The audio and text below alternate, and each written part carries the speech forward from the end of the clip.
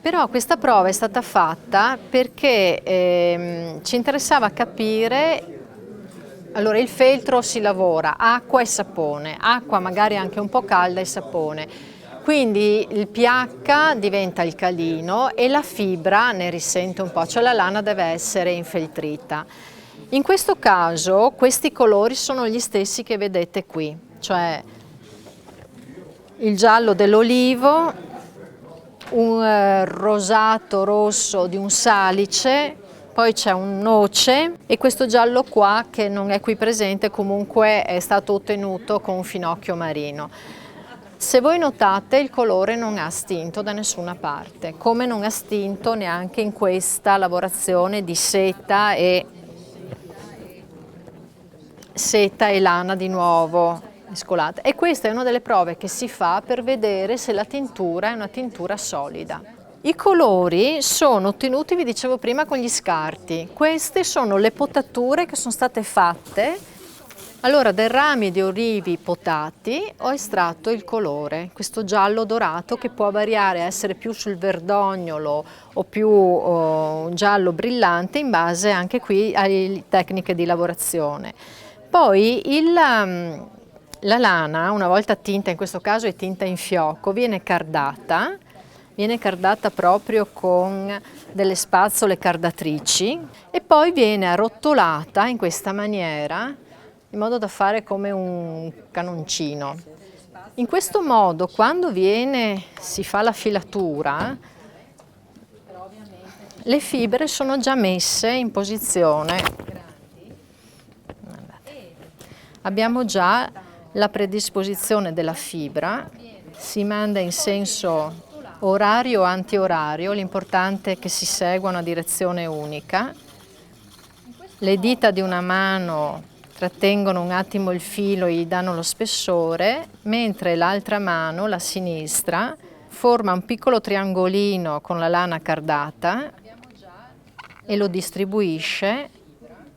In base a quanto materiale viene rilasciato si fa lo spessore del filato. Bene, cari amici, buonasera e benvenuti alla conferenza del 13 dell'Associazione Salus Bellatrix.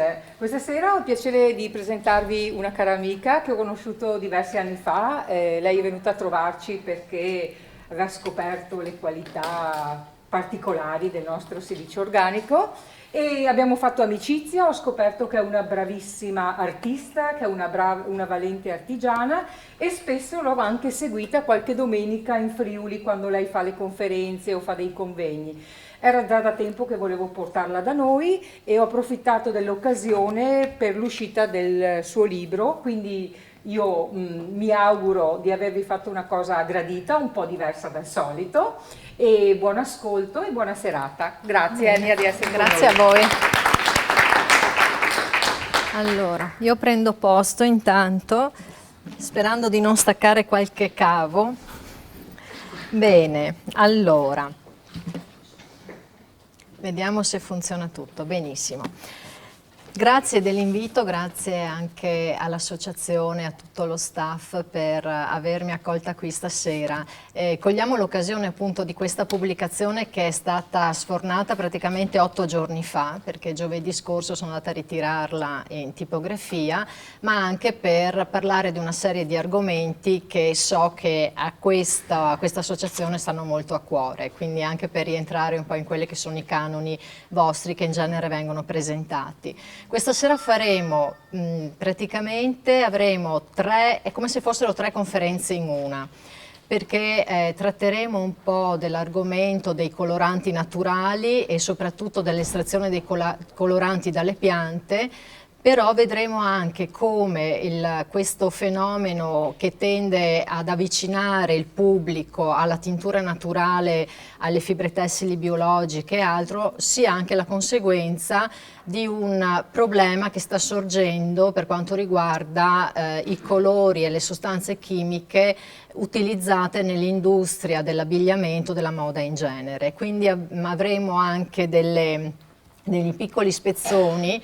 dove vi faremo vedere proprio dei cenni tratti da un reportage che è stato presentato fra l'altro ad una rete nazionale, quindi è un documento di tutta autorità.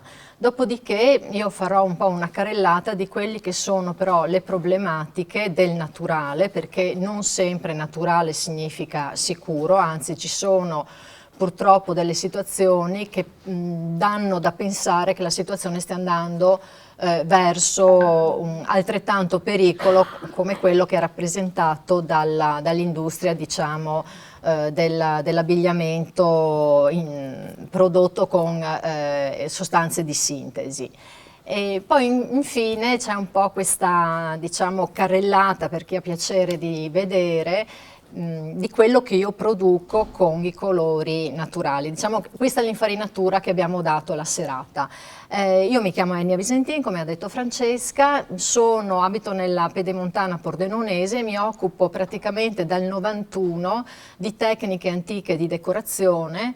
Dal 96 poi ho iniziato a fare anche docenze per i professionisti e in modo particolare mi occupo di quelle che sono le tecniche utilizzate nella decorazione, soprattutto murale, però anche con degli accenni a quelle che possono essere altre tecniche antiche. Mi sono specializzata nell'affresco con la tecnica marmorino romana, l'imitazione di finti marmi e finti legni con la tecnica fiamminga e soprattutto mi sono orientata su quello che è la progettazione e il calcolo degli orologi solari, che mi ha portato anche a condividere tutta una serie di iniziative e pubblicazioni con il gruppo nazionale Quadranti Solari, appunto. Dal 96, dicevo, insegno tecniche decorative ai professionisti e negli ultimi 8 anni circa è venuto un po' per me naturale avvicinarmi a quello che è il colore estratto dei vegetali e la tintura sulle fibre tessili. Questo è un po' il mio percorso. Adesso magari faccio una carrellata storica, ma anche con degli accenni a quelli che sono gli utilizzi moderni delle piante tintorie e vediamo insieme alcuni punti fondamentali. Sarò piuttosto semplice il più possibile e anche concisa perché l'argomento è vastissimo. Considerate che ci sono al mondo, sono state catalogate più di 1000 piante, 1000 varietà che sono considerate tintorie e tutti i procedimenti, le fasi operative che servono per raggiungere un po' quello che vedete qui attorno a me questa sera, che sono dei semplicissimi campioni che ho portato, necessita di una serie di, ripeto, procedimenti, accorgimenti e anche reazioni chimiche piuttosto complesse. Quindi vi darò un minimo di infarinatura sperando di non essere particolarmente pesante o noiosa. Il mondo del colore è suddiviso in 3 ceppi diciamo principali, che è il mondo vegetale, animale e minerale, o meglio minerale, vegetale e animale. Da questi 3 regni si estraggono i colori dal punto di vista, diciamo, più vicino alla natura. Poi c'è tutta la parte relativa all'industria, cioè il colore prodotto come sostanza di sintesi. I colori che noi siamo abituati a vedere nelle opere d'arte generalmente sono colori estratti dal mondo minerale, sono colori che sono coprenti, non sono solubili e ripeto, in antichità venivano estratti dal mondo minerale, mentre al giorno d'oggi vengono prodotti come sostanze di sintesi, sono prodotti di sintesi dell'industria, quindi sono dei prodotti artificiali. Per quanto riguarda invece i colori che vengono utilizzati per la tintura delle fibre tessili, questi si chiamano coloranti e si differenziano dai pigmenti perché sono delle sostanze prima di tutto organiche, poi sono non coprenti e sono solubili in solventi. Per solventi si intende anche l'acqua. Questi sono i 2 ceppi principali che vanno a distinguere tutto quello che viene utilizzato nel settore pittorico e quello che viene invece utilizzato nel settore tintorio delle fibre tessili nel caso specifico. Poi ci sono delle situazioni in cui il pigmento usato nel settore pittorico viene utilizzato o è stato utilizzato anche nella tintoria, e delle situazioni in cui il colorante della tintoria è stato utilizzato magari nelle miniature, in modo particolare per quello che riguarda capolettera estratto da un'opera miniata, dove tutta la parte di minuscole decorazioni, quei fiorellini, quelle piccole ricami che vedete nella parte centrale della lettera, sono stati realizzati con un colore vegetale che è a base di hibiscus. Quindi in certe situazioni anche nella pittura venivano utilizzati degli estratti vegetali, però in modo piuttosto limitato. Poi ci sono delle sostanze che sono le lacche, queste fanno parte, sono una via di mezzo tra il pigmento e il colorante praticamente, perché hanno caratteristiche di entrambi questi due componenti.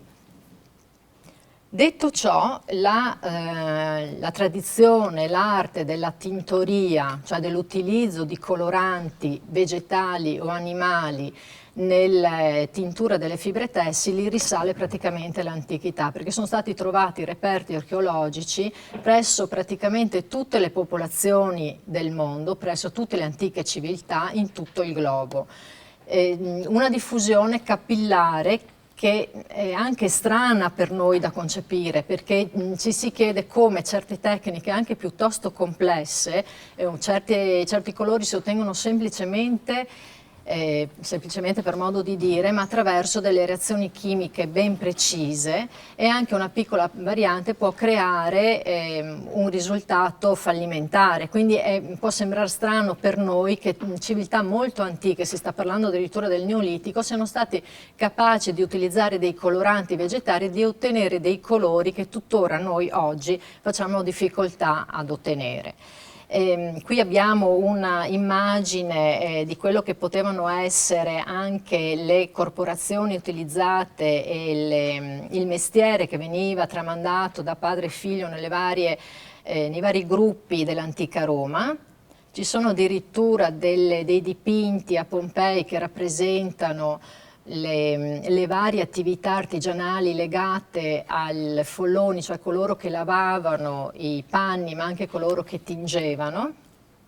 E poi abbiamo, man mano che ci avviciniamo ai giorni nostri, dei trattati veri e propri, dove finalmente si abbandona l'abitudine di tenere segreti le varie ricette, i vari procedimenti tintori, si comincia a pubblicare e preparare dei ricettari dove si danno tutte le indicazioni tecniche e scientifiche per quanto riguarda la conoscenza dei materiali e anche l'utilizzo nelle tecniche tintorie. Il primo vero e proprio documento pubblicato a riguardo è stato fatto a Venezia nel 1548 da un certo Gianventura Rossetti, il quale mise proprio per iscritto tutto quello che fino a quel momento era segreto, cioè tutta una serie di informazioni che venivano tramandate da maestro o da allievo o da padre a figlio, ma comunque rimanevano segrete all'interno della cosiddetta corporazione. C'erano divisioni addirittura per gruppi, chi si occupava della tintura in giallo, chi si occupava della porpora, chi si occupava della tintura in blu o in nero, perché ogni categoria aveva un suo procedimento particolare, seguiva una sua specializzazione, diciamo così. Tra le varie piante, quelle che forse hanno segnato la storia della tintura nel percorso dell'umanità sono le tre considerate principe, se vogliamo così, la Rubia tintorum per il rosso, la Resida luteola per il giallo e l'indigofere o indaco cosiddetto, o Lisatis tintoria chiamato anche guado per il blu. Questi tre ceppi erano considerati e sono tuttora considerati probabilmente le piante più importanti per quanto riguarda il settore tintorio. Sono piante antiche, come dicevo prima, solo col passare dei secoli si iniziò a integrare con piante diciamo di uso di importanza perché comunque davano un buon risultato tintorio, però l'integrazione avvenne lentamente nel tempo. Aggiungo una cosa, chiunque di noi, se ha camminato in un prato con un paio di pantaloni bianchi, si sia reso conto che da qualsiasi filo d'erba esce colore, no? Indipendentemente dalla varietà, da dove ci troviamo. Infatti è così, cioè i vegetali tutti danno colore se sono schiacciati, premuti, in qualche modo si cerca di estrapolarne il colore, però la qualità tintoria di una tinta ha motivo d'essere solo nel momento in cui è resistente quindi è solida agli raggi ultravioletti, al lavaggio, allo sfregamento e addirittura al sudore. Se ha queste caratteristiche, un colorante usato per la tintura è un colorante valido. Faccio un esempio, la curcuma che tutti conosciamo perché è una spezia che si usa tranquillamente in cucina, dà un colore bellissimo, brillante, intenso, l'abbiamo visto tutti quanti, basta metterne una punta di cucchiaio sul risotto per dire. Bene, è sì considerato un colorante non solo alimentare ma anche nel settore tintorio, però in realtà è un colorante effimero, cioè la sua bellezza, la sua intensità, la sua brillantezza si estingue esponendolo alla luce del sole. Quindi è una tinta bella, apprezzata, e che si evidenzia perché è un colore simile allo zafferano per esempio, però è un colore che non ha durata nel tempo, viene considerato per questo motivo un colorante effimero. Questa è diciamo la differenza tra un colorante valido dal punto di vista tintorio e considerato e apprezzato ad altri invece che non lo sono. Per questo motivo ci sono tutta una serie di prove che devono dimostrare la resistenza, poi magari vedremo alcuni esempi in questo senso. La Rubbia tintorum è diffusa anche in Italia ed è stata una pianta molto utilizzata nel passato per l'estrazione del colore rosso. Questo colore rosso veniva estratto dalle radici al terzo anno di vita, che venivano essiccate, commercializzate o sotto forma di radici o di polveri o di estratti eccetera. E la sua particolarità è che dava ai tessuti, alle fibre tessili tinte una grandissima resistenza, come un colore rosso ma con tutte le sue varianti, una grandissima resistenza a tutte quelle prove di solidità che dicevo prima. Faccio una premessa, le fibre tessili che vengono tinte, che possono essere di origine vegetale, quindi le più conosciute sono il cotone, lino, canapa, magari meno conosciute l'ortica, la ginestra e molte altre, a quelle di origine animale che per nostra abitudine sono invece quelle più conosciute, seta e lana. Sono praticamente fibre che per essere tinte comunque devono subire dei particolari processi di preparazione, che sono dei lavaggi particolari in base tipo di fibra tessile e anche in base alla sua condizione, cioè se è un prodotto nuovo appena uscito dall'industria, se ha seguito un procedimento naturale, biologico, se ha dei residui di trattamento sulla sua superficie, se si tratta invece di una fibra già usata, quindi in qualche modo i pori sono già pronti per essere tinti, quindi sono tutte condizioni che devono essere prese in considerazione prima di procedere alle fasi tintorie. Inoltre, oltre alla preparazione come lavaggio, le fibre che devono essere tinte devono essere sottoposte a dei processi di mordenzatura. La mordenzatura è un procedimento che consiste nell'utilizzo di particolari sostanze che possono essere sia naturali che però prodotte chimicamente, quindi ritorniamo a un discorso di prodotto di sintesi, che prepara la fibra, letteralmente l'etimologia della parola deriva dal termine mordere, che vuol dire mordere o fissare, tener stretto, tener fermo. Consiste appunto in queste sostanze preparano la fibra tessile affinché il colore poi si fissi e penetri all'interno della fibra, permettendo di ottenere il colore, ma di ottenere anche una certa resistenza, come vi dicevo prima. I processi poi variano, cioè passano dalla mordenzatura al bagno di colore vero e proprio, nel quale si deve preparare il colore, quindi bisogna estrarlo dal vegetale preso in considerazione.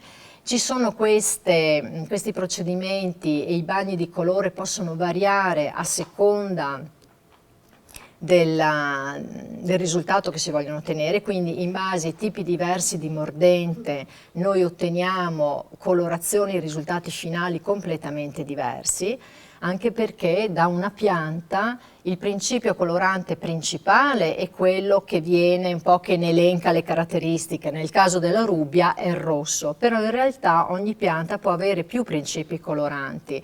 La rubbia tintorum, oltre al rosso, ha altre 20 sostanze, altri 20 principi coloranti al suo interno che ci permettono di ottenere colorazioni che vanno dal giallo all'arancio, al rosso, al mattone, al violetto, in base ai procedimenti tintori che vengono utilizzati. Quindi anche questo è un elemento importante e che va a distinguere la tintura naturale da quella che può essere una tintura invece diciamo di sintesi. Basta confrontare un tessuto tinto a mano con un colore invece prodotto industrialmente e si nota che ci sono proprio delle differenze visive tra i due. Il colore naturale ha all'interno una predominanza di una tinta, ma tutta una serie di gradazioni di altri colori che vanno a costruire l'effetto finale, anche ottico. Un effetto che purtroppo noi abbiamo anche perso perché non siamo più abituati, i nostri occhi, il nostro cervello non riesce più a leggere la differenza tra un colore naturale e un colore sintetico, anche perché siamo ormai influenzati da troppe generazioni a vedere solo colori prodotti con sostanze di sintesi. Quindi tutto questo è un po' per spiegarvi come i vari passaggi sono piuttosto complessi, perché preparazione del tessuto, mordenzatura, bagno di tintura, processi vari, estrazione della fibra questo benedetto bagno di tintura, asciugatura, lavaggio, conservazione, eccetera. E prove di solidità finale, perché quelle che danno la dimostrazione che effettivamente quella sostanza, quel principio colorante è valido. In tutti questi passaggi che adesso ho proprio elencato in modo sintetico ci sono all'interno una serie di varianti che ne vanno a complicare forse ancora di più l'intero processo. Ma torniamo alla nostra rubbia. Dicevo, la rubbia è la pianta cosiddetta del rosso, anche se ce ne sono tantissime. I principi coloranti principali sono gli antrachinoni, ma ne contiene altri 20 in realtà. Viene estratto il colore dalla radice al terzo anno di vita ed è una pianta che era molto considerata in passato perché dava la possibilità di ottenere un rosso particolarmente resistente. Nel 7-800 si cercò anche con grande difficoltà di carpire il segreto del rosso turco che veniva prodotto a Costantinopoli e solo dopo tanti tentativi si riuscì a scoprire che nei processi tintori c'era la presenza di grassi animali, addirittura di sterco, c'era tutto un procedimento molto complesso che rendeva questa tinta particolarmente resistente alla luce, ma anche dava la possibilità di ottenere un colore particolarmente acceso e brillante. La alizzarina, così chiamata anche perché aveva tantissimi nomi, o lacca di Garanza, veniva utilizzata anche per i processi pittorici, cioè tutto quello che faceva parte dei dipinti su tela o su tavola, ad eccetto dell'affresco che ha caratteristiche ben diverse, cioè necessita di colori ben diversi.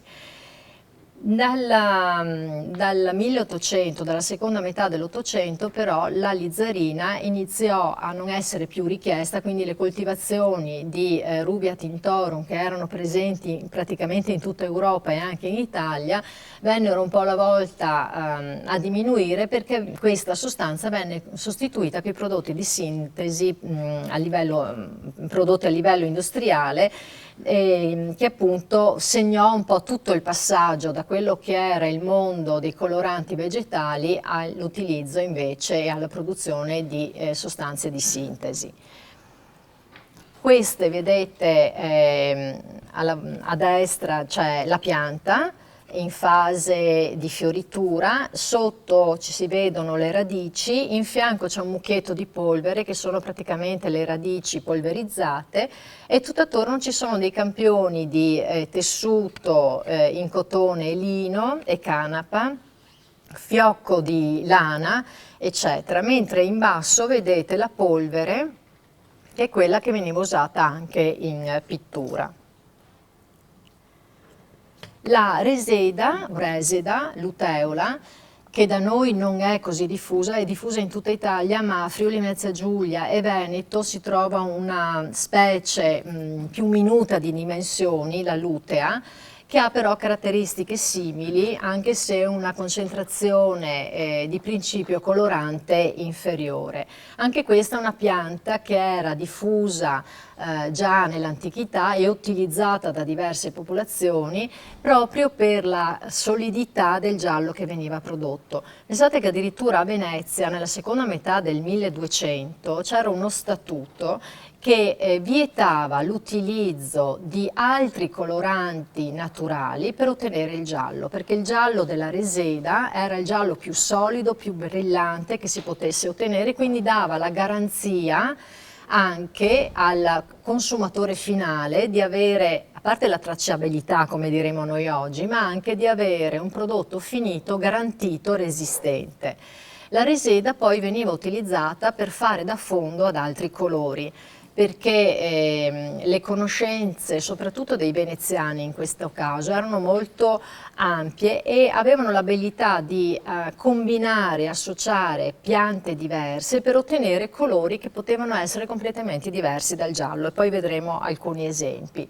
Anche in questo caso la reseda può essere in alcuni casi utilizzata come lacca e quindi usata nelle tecniche di pittura su tavola, però fondamentalmente rimane un colorante per la tintura dei tessuti.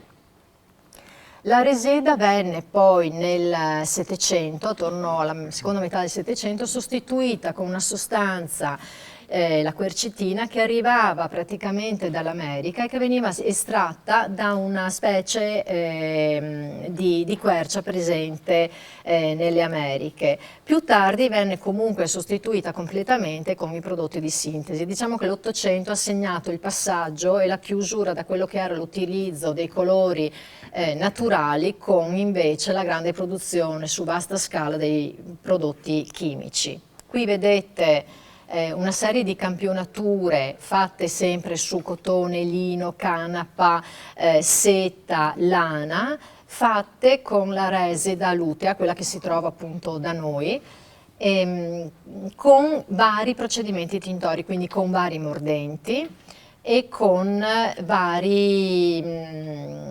varie tecniche, perché a volte anche la temperatura può cambiare il risultato del colore, il tipo di acqua usato, il pH che si va a variare nel processo. Dicevo prima dei mordenti, ci sono 6 mordenti utilizzati nelle tecniche tintore e 22 sostanze ausiliari, cioè sono delle sostanze, quest'ultime, che non sono dei veri e propri mordenti, cioè non sono delle sostanze necessarie al colore per fissarsi sul tessuto, sulla fibra, e quindi che danno la possibilità di far emergere il colore da quella pianta, ma sono delle sostanze che sono importanti e sono di aiuto al mordente, permettono quindi di migliorare la resa di un colore, di far sì che la fibra resisti a magari dei processi particolarmente aggressivi o a delle sostanze che in qualche modo possono danneggiare la fibra. Quindi 6 sono i mordenti, che poi li vedremo però quando andremo a parlare del rischio, anche della tossicità dell'utilizzo delle sostanze naturali, perché spesso anche dietro la parola naturale si nascondono dei pericoli, e queste 22 sostanze ausiliarie.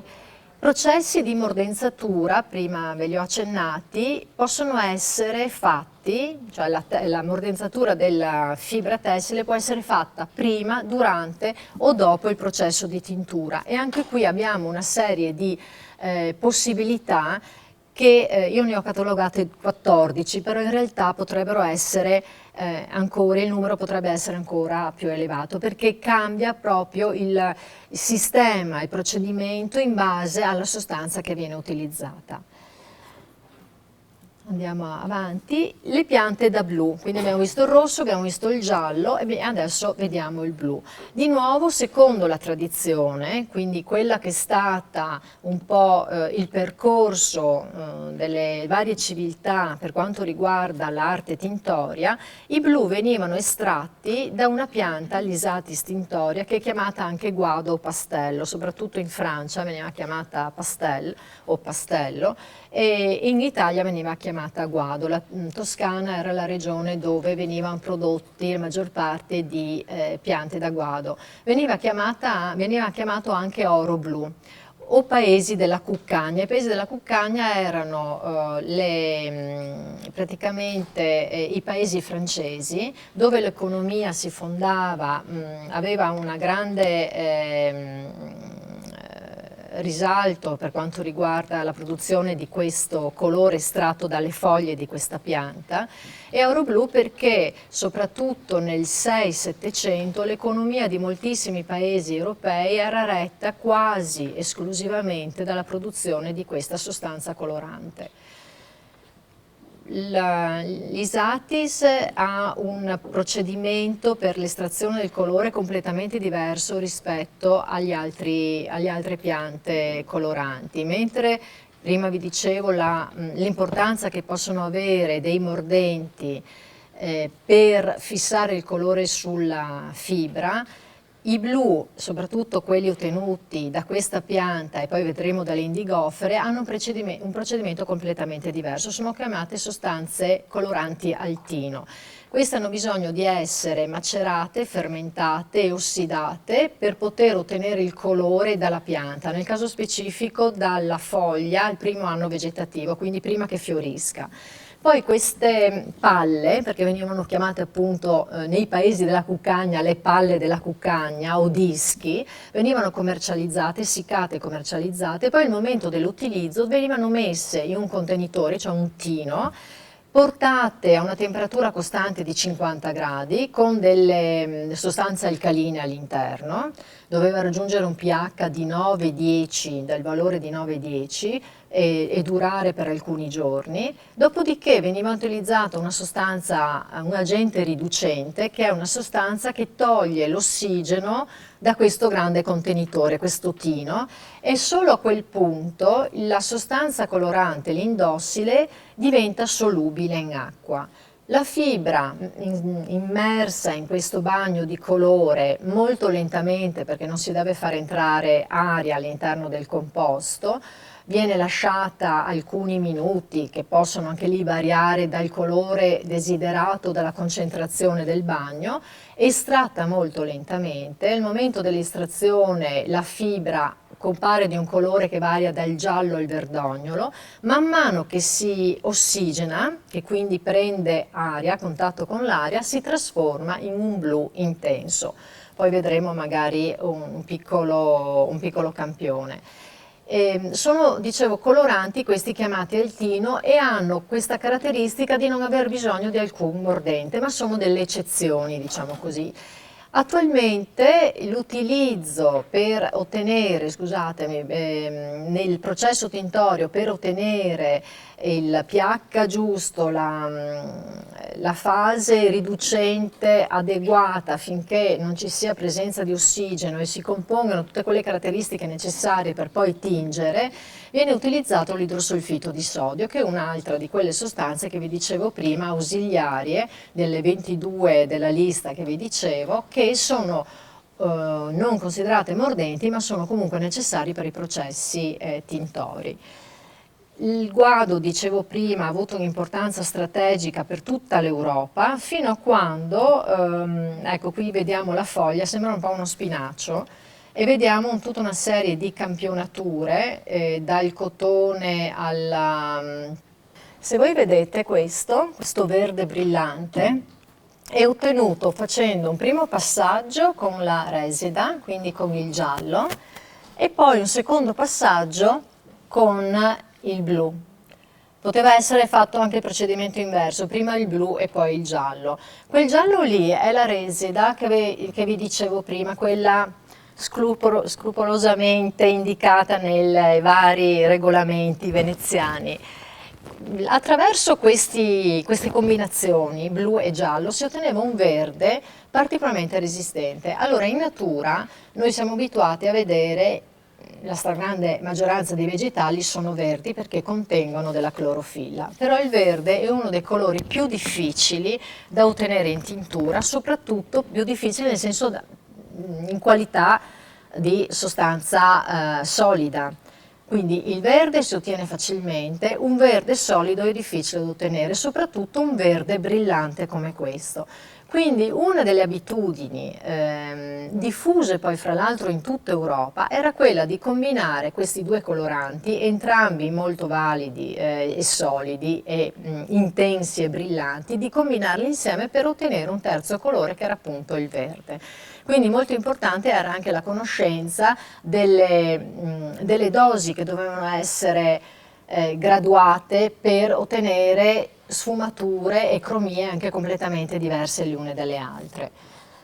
La gemella, tra virgolette, dell'Isatis, del guado, è l'indigofera, cioè l'indaco. Questa è una pianta che non veniva coltivata in Europa e tantomeno in Italia, ma si trovava nelle Americhe, Centro America in modo particolare, in Asia o nei paesi in parte africani, perché è una pianta che ha bisogno comunque di climi molto caldi. Ci sono tantissime specie e varietà di indigofere dalle quali si ottiene questa concentrazione di blu con lo stesso sistema utilizzato per il guado, quindi l'estrazione per fermentazione, ossidazione e poi per tintura al tino, ed era il famoso blu utilizzato dai Tuareg che fu poi nel tempo il blu utilizzato per i blue jeans, fino diciamo a forse 60-70 anni fa più o meno il blu dei blue jeans veniva ottenuto da questa pianta.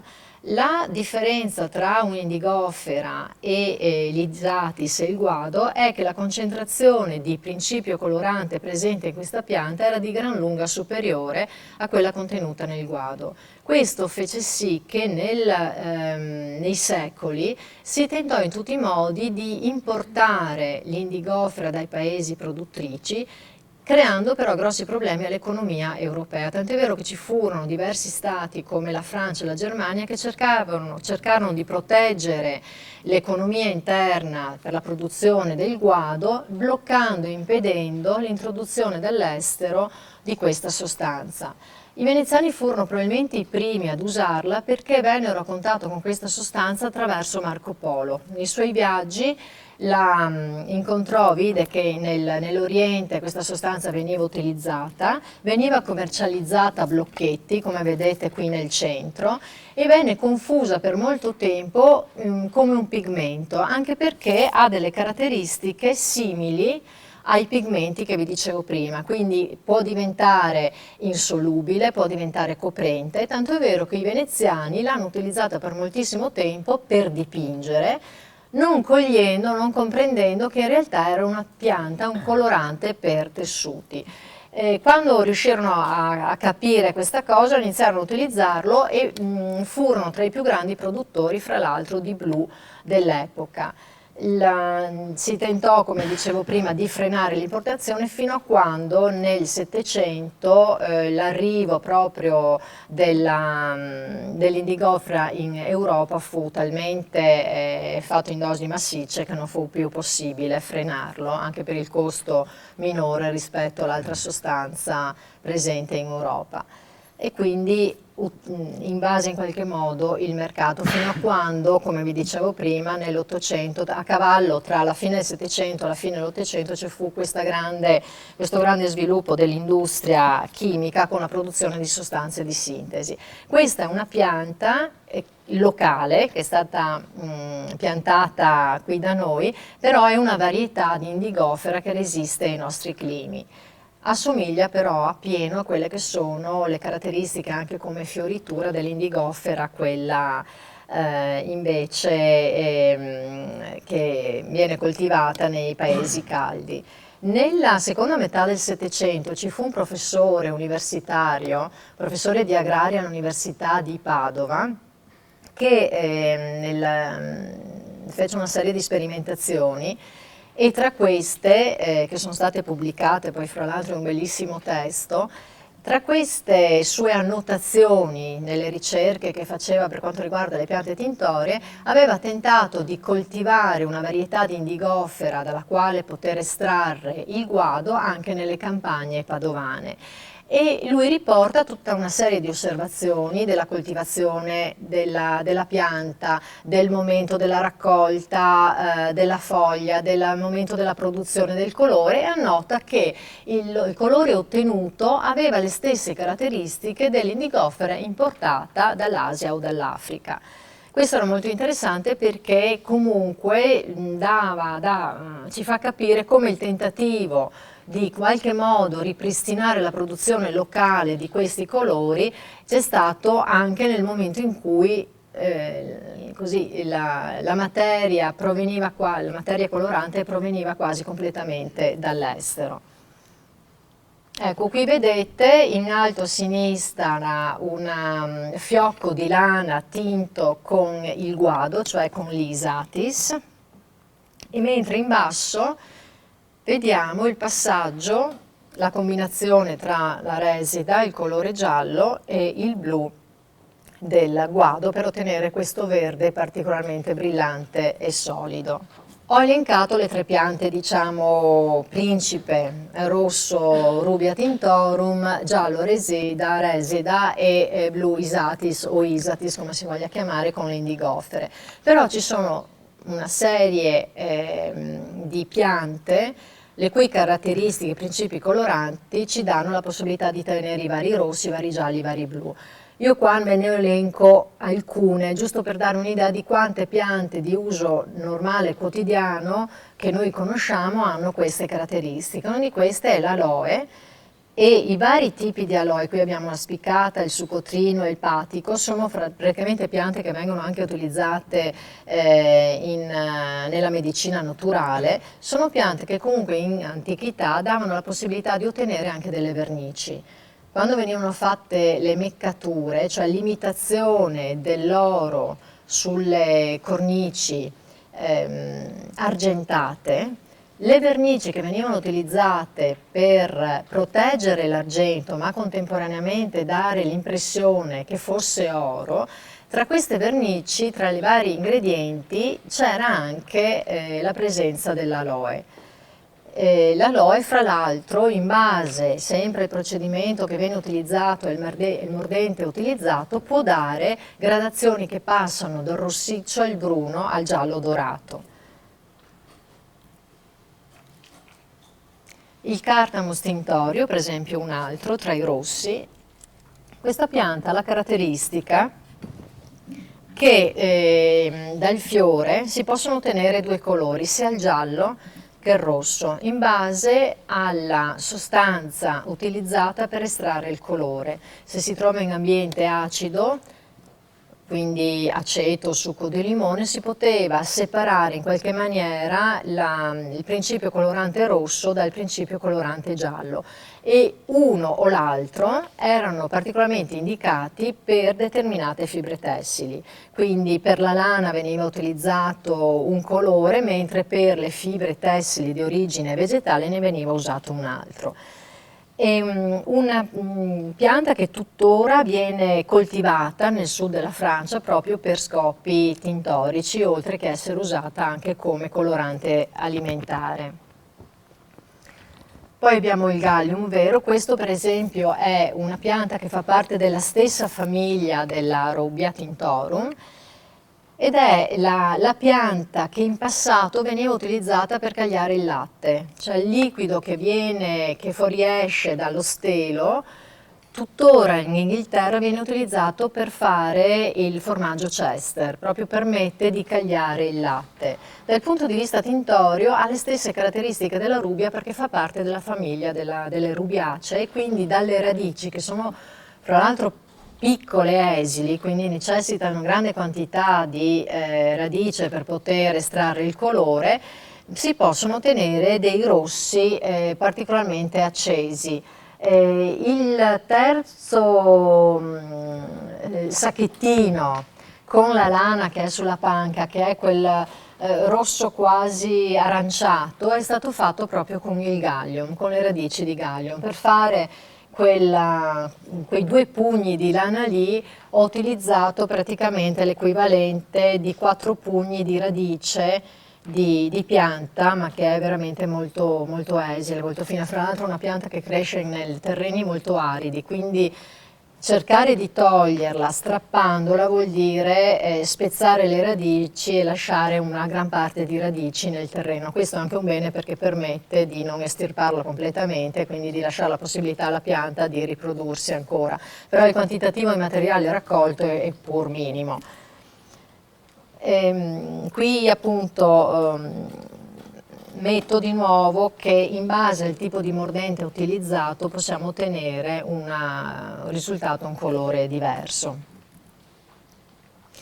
Questa è una pianta particolarissima perché ha questo nome un po' fantastico, sangue di drago, ed è una pianta molto utilizzata dagli ebanisti, soprattutto dai liutai, per la produzione di vernici per gli strumenti musicali. È una pianta la cui origine, anche in questo caso, sono paesi molto caldi. Veniva utilizzata per produrre coloranti utilizzati sì in tintura, ma soprattutto nelle verniciature, nelle produzioni di vernici e le meccature che vi dicevo prima, quando si voleva far sì che l'argentatura, l'argento utilizzato per oggetti d'arte, assumesse maggior valore imitando l'oro, quindi verniciandolo con queste sostanze giallognole per dare la sensazione che fosse oro invece che argento. Sono dei frutti, delle bacche, ed ha quel colorito rossiccio che è tipico dei violini praticamente o di tutti gli strumenti musicali, soprattutto a corda. La porpora, la famosissima porpora. Questo è stato forse il colorante più prezioso e più caro che la storia abbia mai visto. Era il colore utilizzato per le vesti di re, imperatore e poi dei papi. Veniva estratto da dei molluschi, in genere sono il Murex brandarix, il Trunculus e l'Astramonia emastoma, che sono praticamente delle conchiglie. Le si trova nella costa anche adriatica, nel sud, Mar Mediterraneo, ma soprattutto nei paesi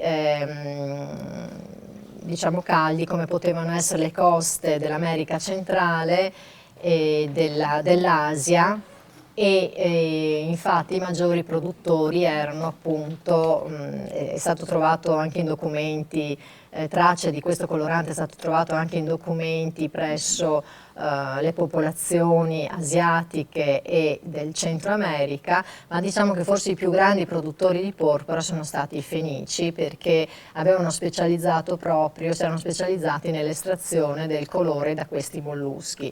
Nel 1909 un chimico ha fatto un esperimento e per ottenere, durante questa prova in laboratorio, visto che per ottenere 1,4 grammi di porpora sono serviti 120.000 molluschi. Quindi il colore, da qui si capisce come mai fosse stato così prezioso e così anche difficile da trovare. Nella foto vedete vari passaggi di tonalità di porpora che attualmente sono prodotte da un'azienda tedesca. Considerate che un grammo di porpora costa 80 euro. Con un grammo si tinge ben poco, perché un grammo è nulla per quanto riguarda il processo tintorio, con un grammo di colore praticamente non si fa quasi niente.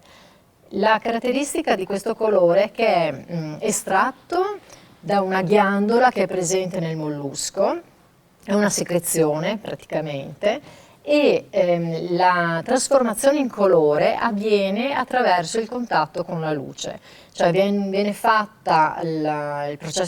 eseguito il processo tintorio, dopodiché la sostanza si fissa sulla fibra tessile o sulla carta o sulla superficie che deve essere tinta, e vediamo che ci sono vari passaggi, anche qui dal giallo al verde al bluastro, fino ad arrivare alle varie gradazioni del porpora, del violetto.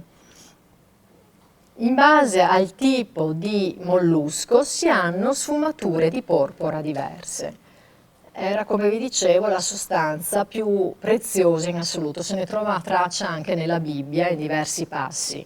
La sostanza che poi andò a sostituire la porpora, proprio come importanza e come valore, fu proprio un altro animale, quindi si passa da un mollusco a un insetto che è praticamente una cocciniglia, presente nel caso specifico su una quercia che vive nell'Europa del Sud. Questo Coccus ilicius, oppure ci sono anche altre cepi di questo insetto, che è praticamente un acaro delle piante, quindi viene anche combattuto con insetticidi, però le uova che depone la femmina di questo insetto vengono praticamente raccolte, spruzzate con dell'aceto, lasciate essiccare, e poi al momento dell'utilizzo viene messa dell'acqua bollente per estrarre il colore.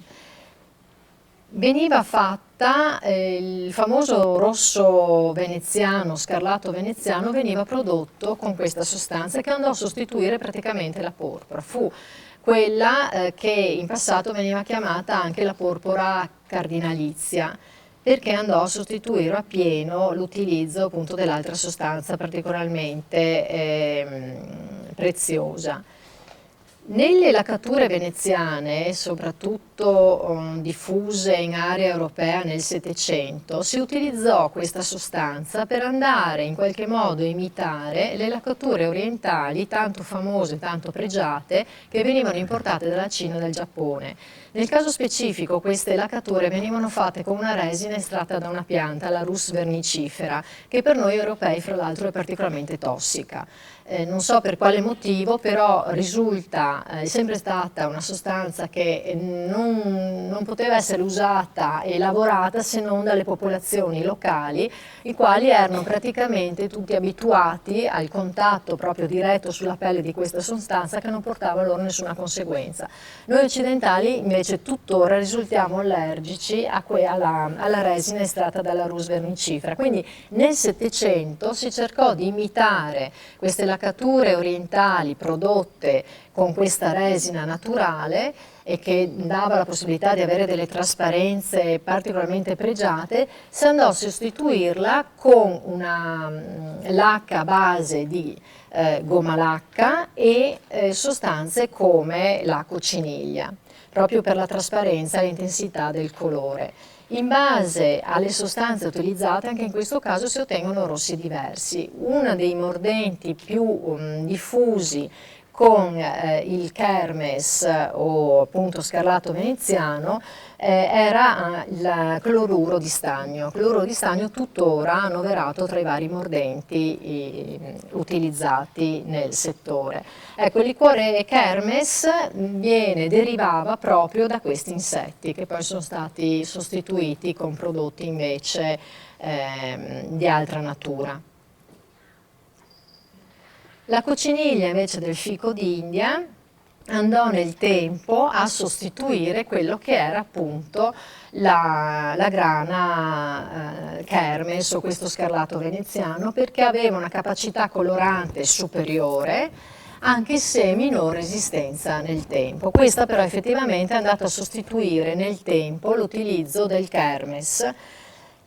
Infatti vediamo anche che nella comparsa, appunto, dopo la scoperta dell'America e l'arrivo di queste sostanze in Europa, un po' alla volta andarono a sostituire quelle che erano le sostanze utilizzate in quel momento. Ecco qui, nel centro vedete le varie sfumature ottenute su sete, cotoni, lino, e nel centro ci sono proprio le uova praticamente delle femmine dell'insetto. Anche in questo caso servono grandissime quantità di colore per utilizzare. Vengono raccolte con un raschietto, asportando dalle foglie del fico d'India queste piccolissime uova che sono deposte dalle femmine dell'insetto. Qui vediamo appunto, anche in questo caso, il cloruro di stagno era uno dei mordenti maggiormente utilizzati, soprattutto per ottenere il famoso scarlatto. Qui vediamo due campioni con appunto il colore con mordenti diversi. E qui invece abbiamo un quadro, ecco, in queste situazioni abbiamo l'utilizzo anche in pittura di queste sostanze, come vi dicevo prima, che andarono a sostituire la porpora, e con appunto il nome di porpora cardinalizia. La gomma lacca è un'altra sostanza molto utilizzata anche nel settore della lavorazione del legno come vernice. Veniva utilizzata anche questa per la lavorazione dell'argento, per rendere le imitazioni dell'oro,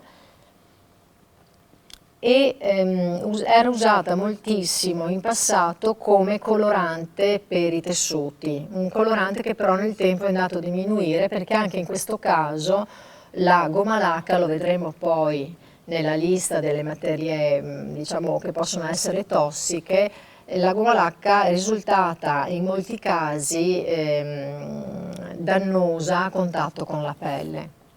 Tornando diciamo a piante, a fiori, abbandonando un po' quelle che sono le resine che abbiamo visto prima, tra i gialli ritroviamo una pianta, in questo caso la cosiddetta camomilla dei tintori, che è l'Anthemis, da non confondere con la camomilla matricaria, che è una pianta tintoria anche questa, ma dà un colore più tenue rispetto all'Anthemis. Questa è una pianta che in alcuni casi è diventata addirittura infestante, ha bisogno di terreni molto asciutti.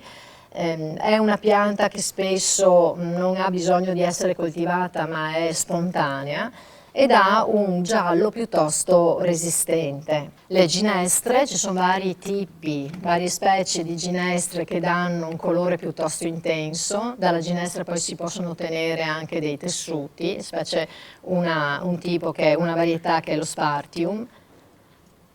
In genere tutte le ginestre hanno all'interno delle sostanze o flavonoidi o ginestrina o luteina, che danno la possibilità di ottenere dei colori dai gialli ai verdognoli. Lo zafferano, qui abbiamo un campione di zafferano, nel senso abbiamo un campione di tessuto di seta tinta con lo stigma rosso dello zafferano, però questa sostanza, che è molto preziosa, perché il zafferano fa parte delle sostanze coloranti forse più care che ci sono attualmente in commercio, molto usata, molto apprezzata nel passato, soprattutto per tingere tessuti a base di seta, ad esempio, però è una sostanza molto simile alla curcuma per certi versi, perché non ha una grandissima resistenza alla luce. Quindi molto apprezzata, molto preziosa, però dobbiamo considerare che non è una sostanza che dà una grande affidabilità nel tempo. Poi vi racconto invece del resto del fiore, perché negli ultimi anni sto cercando di ottenere delle colorazioni utilizzando lo scarto del fiore dello zafferano. Il zafferano fra l'altro è stato usato anche in pittura.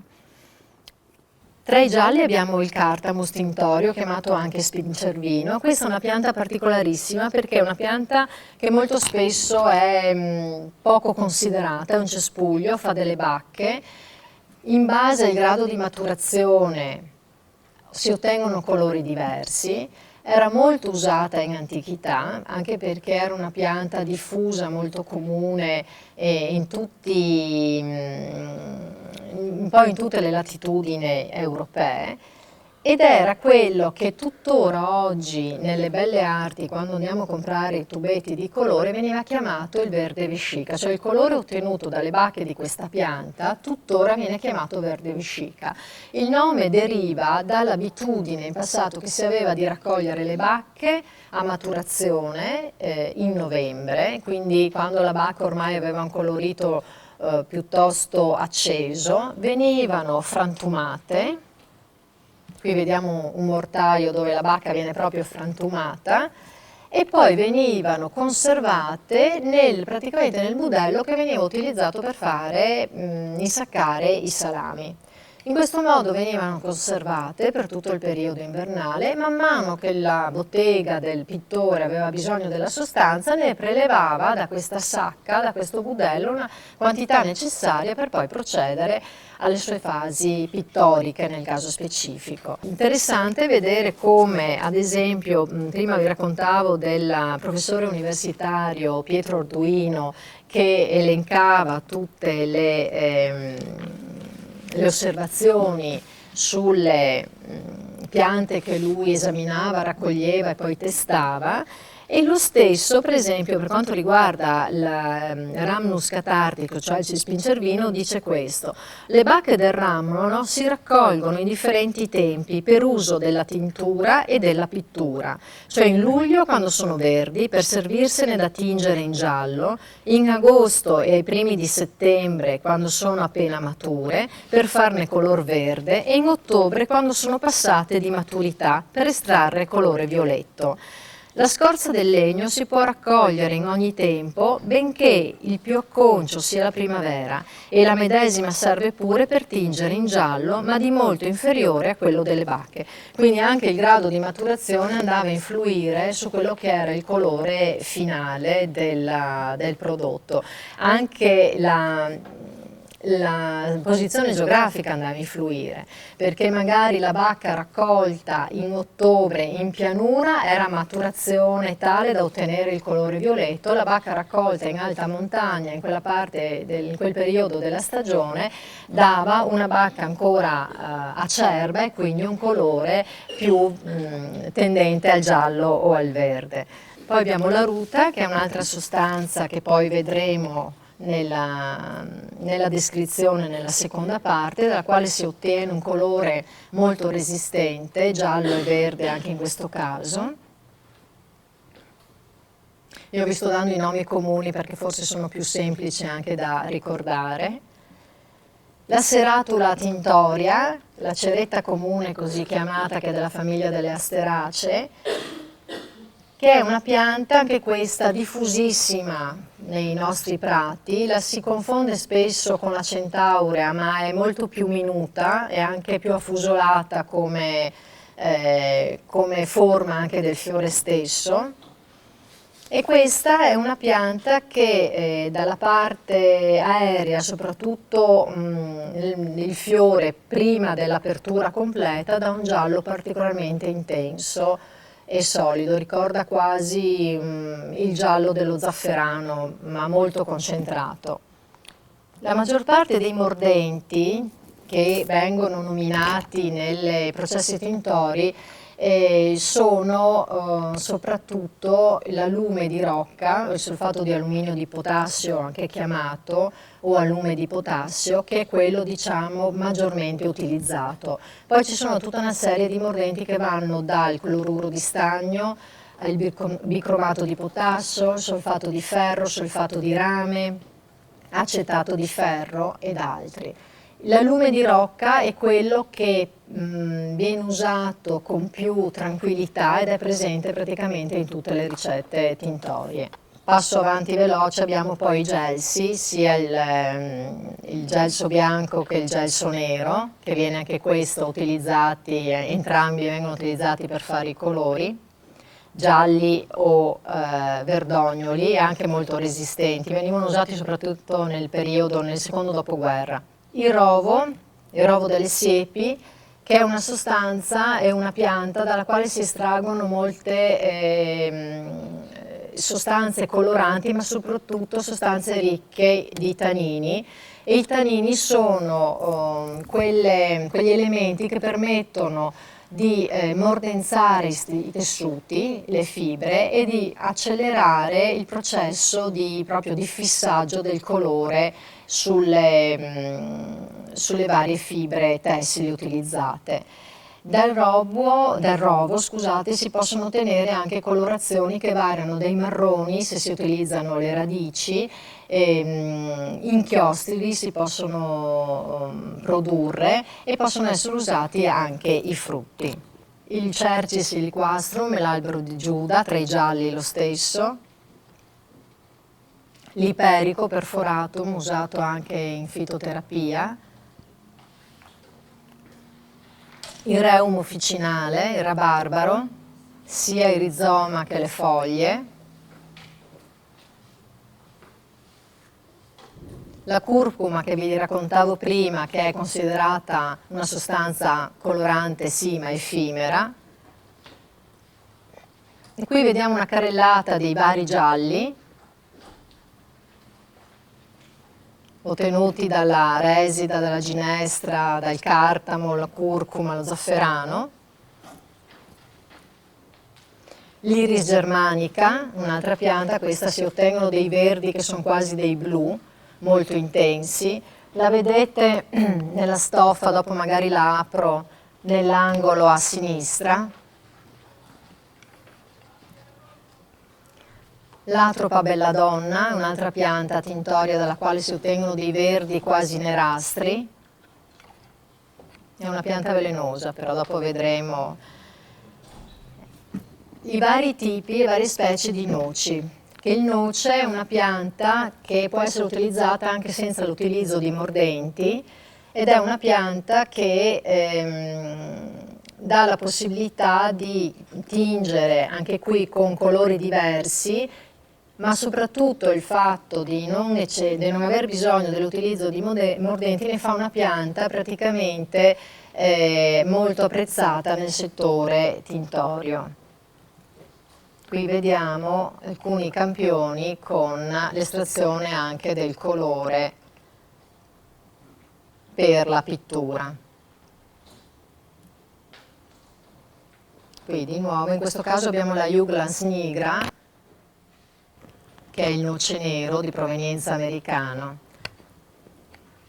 La comunissima cipolla, dalla quale soprattutto l'utilizzo delle tuniche, della cipolla, delle varie specie, varietà rossa, dorata, eccetera, ci dà la possibilità di ottenere gialli bruciati, gialli verdognoli, rossicci e anche viola, colori che hanno tonalità violacee.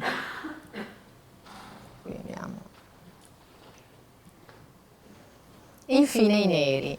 Il nero è uno dei colori più difficili da ottenere in pittura, nella tintura naturale, perché richiede molto spesso l'utilizzo di sostanze ricche di tannini, e i tannini, dicevo prima, sono importanti nelle fasi pittoriche, tintorie, perché permettono l'adesione del colore sulle fibre, ma molto spesso per ottenere i neri veniva utilizzato e viene tuttora utilizzato il solfato di ferro o acetato di ferro.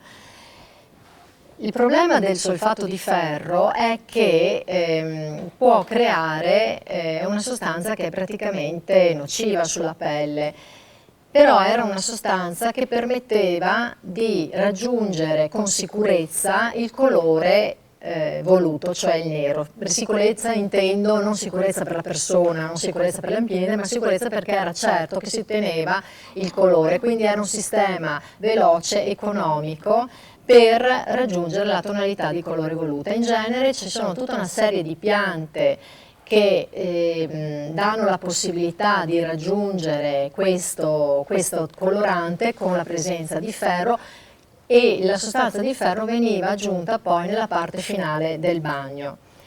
L'alternativa usata proprio nel passato era quella di combinare insieme colori diversi, quindi facendo dei passaggi con il blu, dei passaggi con il rosso, dei passaggi con il giallo, e combinando insieme queste tinte diverse si riusciva a ottenere il nero. Qui vediamo il triangolo, il famoso triangolo che utilizzavano nel disco dei colori i tintori per trovare la combinazione giusta per la tinta che veniva richiesta. Quindi in base al tipo di combinazione si riuscivano a avere anche le gradazioni diverse di colore.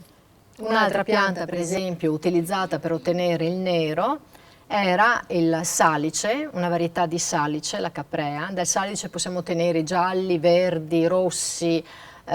Questo per esempio è un verde giallognolo ottenuto da una specie di salice.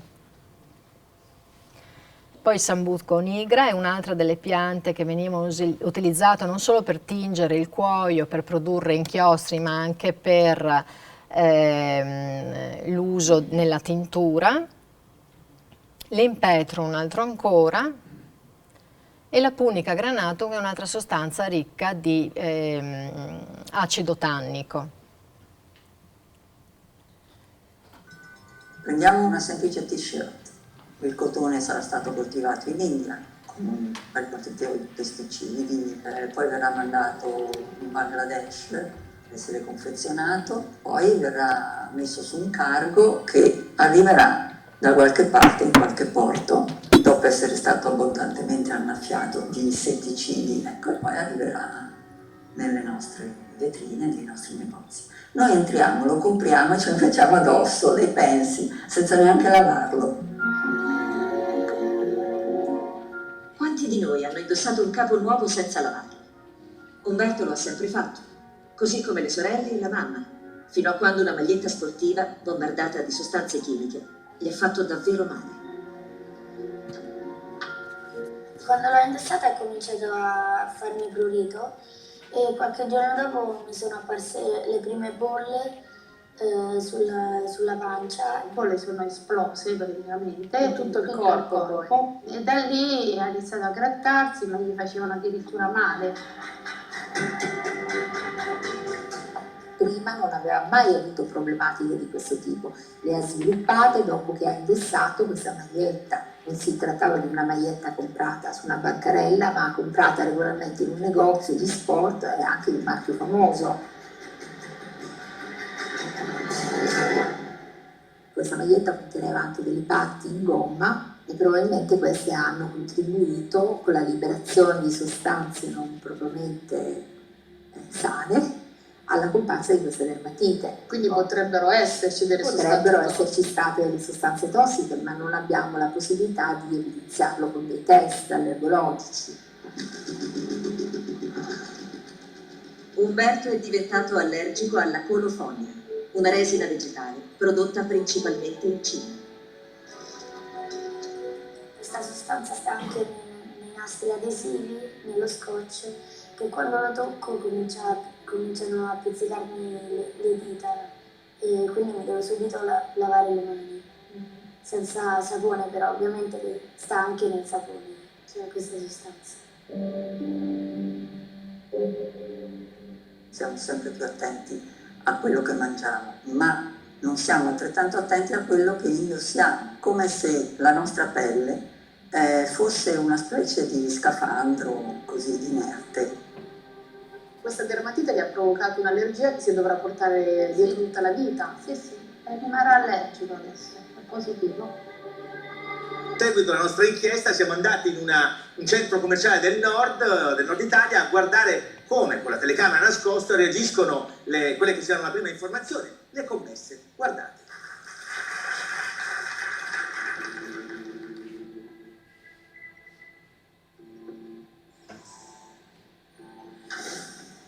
consumatori nuovi sono inconsapevoli perché non conoscono il rischio del tessile. All'ingresso delle dogane entrano prodotti provenienti dal Far East con ammine aromatiche cancerogene. Quello che rischiano di più i bambini è il a contatto con delle sostanze tossiche nocive. Può portare alla comparsa di tumori, ad esempio del rinofaringe. Uno degli elementi mancanti è il controllo. Il business della moda è come il business delle armi. Fa male ma nessuno lo ferma. Se ti do la risposta come penso di darla, finisco in tribunale. Per cui i bambini sono quelli che dovrebbero indossare meno capi colorati o comunque meno frequentemente.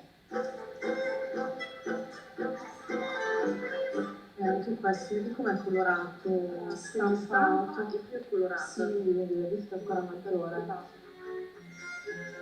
Il consumatore si trova di fronte a una vastissima scelta di prodotti, ma non ha i mezzi per capire quali sono prodotti sicuri per la salute e quali invece non lo sono.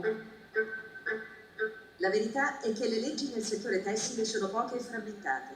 Non esiste un ente terzo controllore, le certificazioni non sono obbligatorie e nemmeno il marchio Made in Italy è di per sé garanzia di qualità. Il prodotto confezionato in Italia non deve necessariamente indicare in etichetta che la fase di tintoria o finissaggio o stampa è stata effettuata in Cina, perché l'etichetta di composizione, che è l'unica etichetta obbligatoria, dà solo l'indicazione della fibra. Non sappiamo quali coloranti sono stati utilizzati, non sappiamo dove è stato prodotto, non sappiamo se sono presenti o meno sostanze nocive. Riusciamo a impallidire anche di fronte a un paese come la Cina, dove le regole sulle importazioni sono molto più severe delle nostre. Molto spesso si arriva alla situazione paradossale che un capo prodotto in Cina è vendibile per il mercato europeo, ma se quello stesso capo venisse prodotto in Europa non sarebbe poi esportabile in Cina. Sì, che già quando entri senti l'odore di plastica, cioè là dove senti un capo che ha un odore strano, molto probabilmente ci sarà qualcosa che non va. Alla fine abbiamo comprato 15 capi, in un negozio italiano, una catena irlandese e una cinese. Prima di farli analizzare, però, vogliamo capire se è possibile riconoscere i capi tossici quando facciamo shopping. Sono una mamma, compro questo felpetto per mio figlio, che cosa devo guardare in particolare? Verificare appunto che questo tipo di stampa, che stampa è al tatto, se è troppo morbida forse è opportuno verificare se il capo sia ecologico in qualche modo, qualche etichetta. Questa qua per esempio, se anche lo cerco di muovere, non fa nessun tipo di crepa. Quindi se non fa nessun tipo di crepa rischia di avere delle sostanze pericolose? Perché gli ftalati rendono questo tipo di spalmatura morbida al tatto. Che tipo di sostanza è? Una sostanza chimica, è un interferente endocrino. Può modificare in qualche modo lo sviluppo ormonale di un bambino.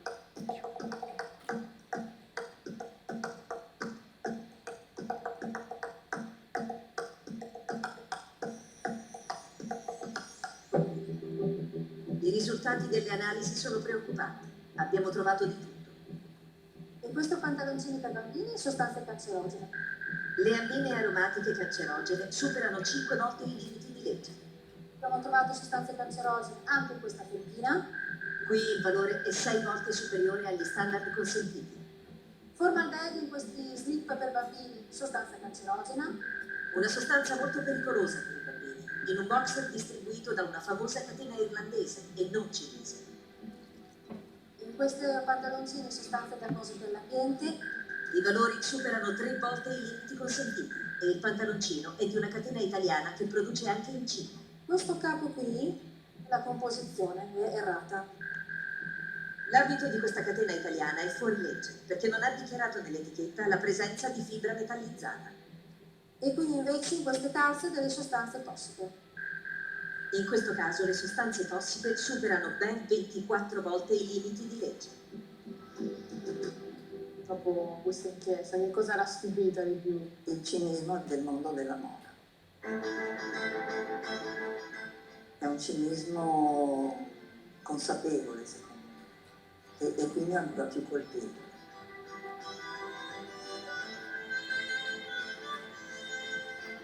avuto dei pazienti che hanno avuto delle reazioni allergiche anche con dei capi di avviamento pagati profumatamente.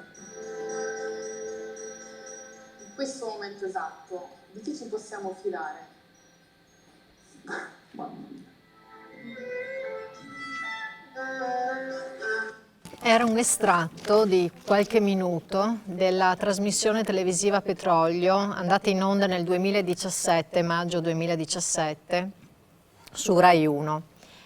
Il titolo è Dark Fashion. Fra l'altro Francesca, quando hai mandato l'informativa sull'incontro di questa sera, hai mandato anche il link per chi è interessato. È una trasmissione che dura penso un'ora, 50 minuti, un'ora, e merita guardarla. Ripeto, abbiamo fatto un estratto, un collage, io le ho indicato più o meno i minuti.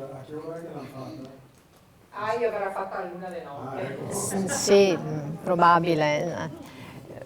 È nella stessa trasmissione dove si vede uno spezzone quando abbiamo fatto la conferenza sul 5G.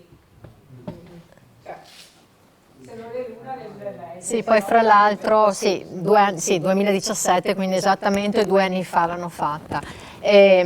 Qual è stato il suggerimento? E adesso arriviamo al dunque, perché prima vi ho fatto una carrellata forse un po' corposa, ma era per darvi un po' un'idea di il mondo che c'è dietro dal punto di vista proprio del colore naturale. Quello che abbiamo visto non è una novità, cioè questo spezzone, queste analisi di laboratorio che ci vanno a indicare che sui vestiti ci sono tutta una serie di componenti tossiche, in qualche maniera, non dico tutti, ma una gran parte di noi è già venuto a contatto, perché allergie, irritazioni, problemi con l'abbigliamento, con le scarpe, con elementi metallici che sono presenti nei vestiti. Molti di noi hanno già avuto esperienze di questo tipo, allergie agli elastici, eccetera. Questa è anche una delle cause che ha spinto il pubblico, la massa, a orientarsi ovviamente su un discorso più naturale, biologico, quindi la fibra naturale, la filiera certificata, la tracciabilità, capire cosa abbiamo addosso, le fibre naturali, tradizionali, abbandonando quelle che potevano essere le fibre sintetiche, eccetera. Quindi tutto questo è legato anche appunto alle posizioni critiche sui coloranti di sintesi che sono ricavati comunque dai combustibili fossili, l'interesse verso sistemi integrati di agricoltura biologica, la sensibilità verso la tutela ambientale e la promozione anche degli stili di vita sani. E poi anche queste allergie da contatto, le DHC, allergie proprio dovute dal contatto, che sembra che stiano aumentando, si sta parlando addirittura di un 30% sulla popolazione di questo tipo di allergia. Quindi tutto questo ha portato in qualche maniera, ha stimolato all'utilizzo e all'orientamento verso un utilizzo di sostanze ecodermocompatibili, specie in modo particolare per questo discorso delle dermatiti. E poi c'è tutto il discorso dell'impatto ambientale, perché sono l'industria della moda è l'industria maggiormente inquinante al mondo, o meglio, dopo la metalmeccanica è considerata la seconda più inquinante al mondo. La mia riflessione è stata questa, ma il naturale che noi usiamo, io tingo da circa 8 anni, il naturale che noi stiamo cercando di fare, noi tintori, è veramente così naturale? Cioè l'utilizzo di sostanze, di fibre tessili di origine naturale come il cotone, il lino, la canapa, adesso ci sono delle filiere che stanno emergendo per quanto riguarda la seta prodotta localmente, il rilancio della canapa, del lino, l'acquisto di cotone biologico. Ci sono tutta una serie di realtà sull'utilizzo delle nostre lane, perché la lana è considerata praticamente rifiuto speciale nel momento in cui viene tosata, e i pastori sono ridotti al punto di doverla abbandonare nei campi, nei boschi, nei pascoli, perché devono pagare per smerciarla. Tutto questo perché nel tempo si è abbandonato anche l'utilizzo e la pratica dell'utilizzo delle nostre lane. Però tutto questo mondo che si sta muovendo verso il naturale è comunque attivo, lo sentiamo, lo percepiamo anche noi stessi. Però ripeto, avendo iniziato già da diversi anni a tingere sul naturale, avendo utilizzato tutta una serie di sostanze che sono necessarie o apparentemente necessarie per il processo tintorio, mi sono posta delle domande. Cioè, stiamo usando veramente delle sostanze che sono sicure? Qui torniamo ai vegetali utilizzati. Ed è degli studi che sono stati fatti sulle piante da diverse università.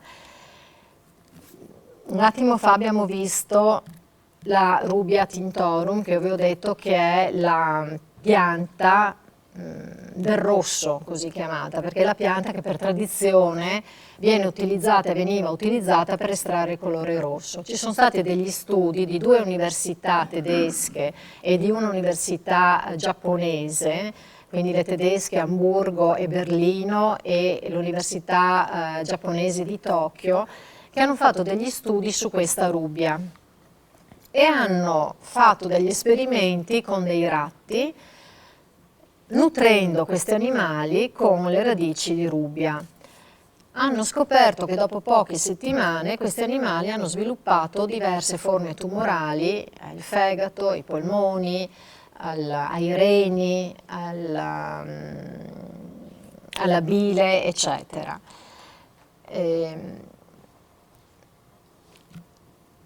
Lo studio era stato avviato soprattutto in Giappone perché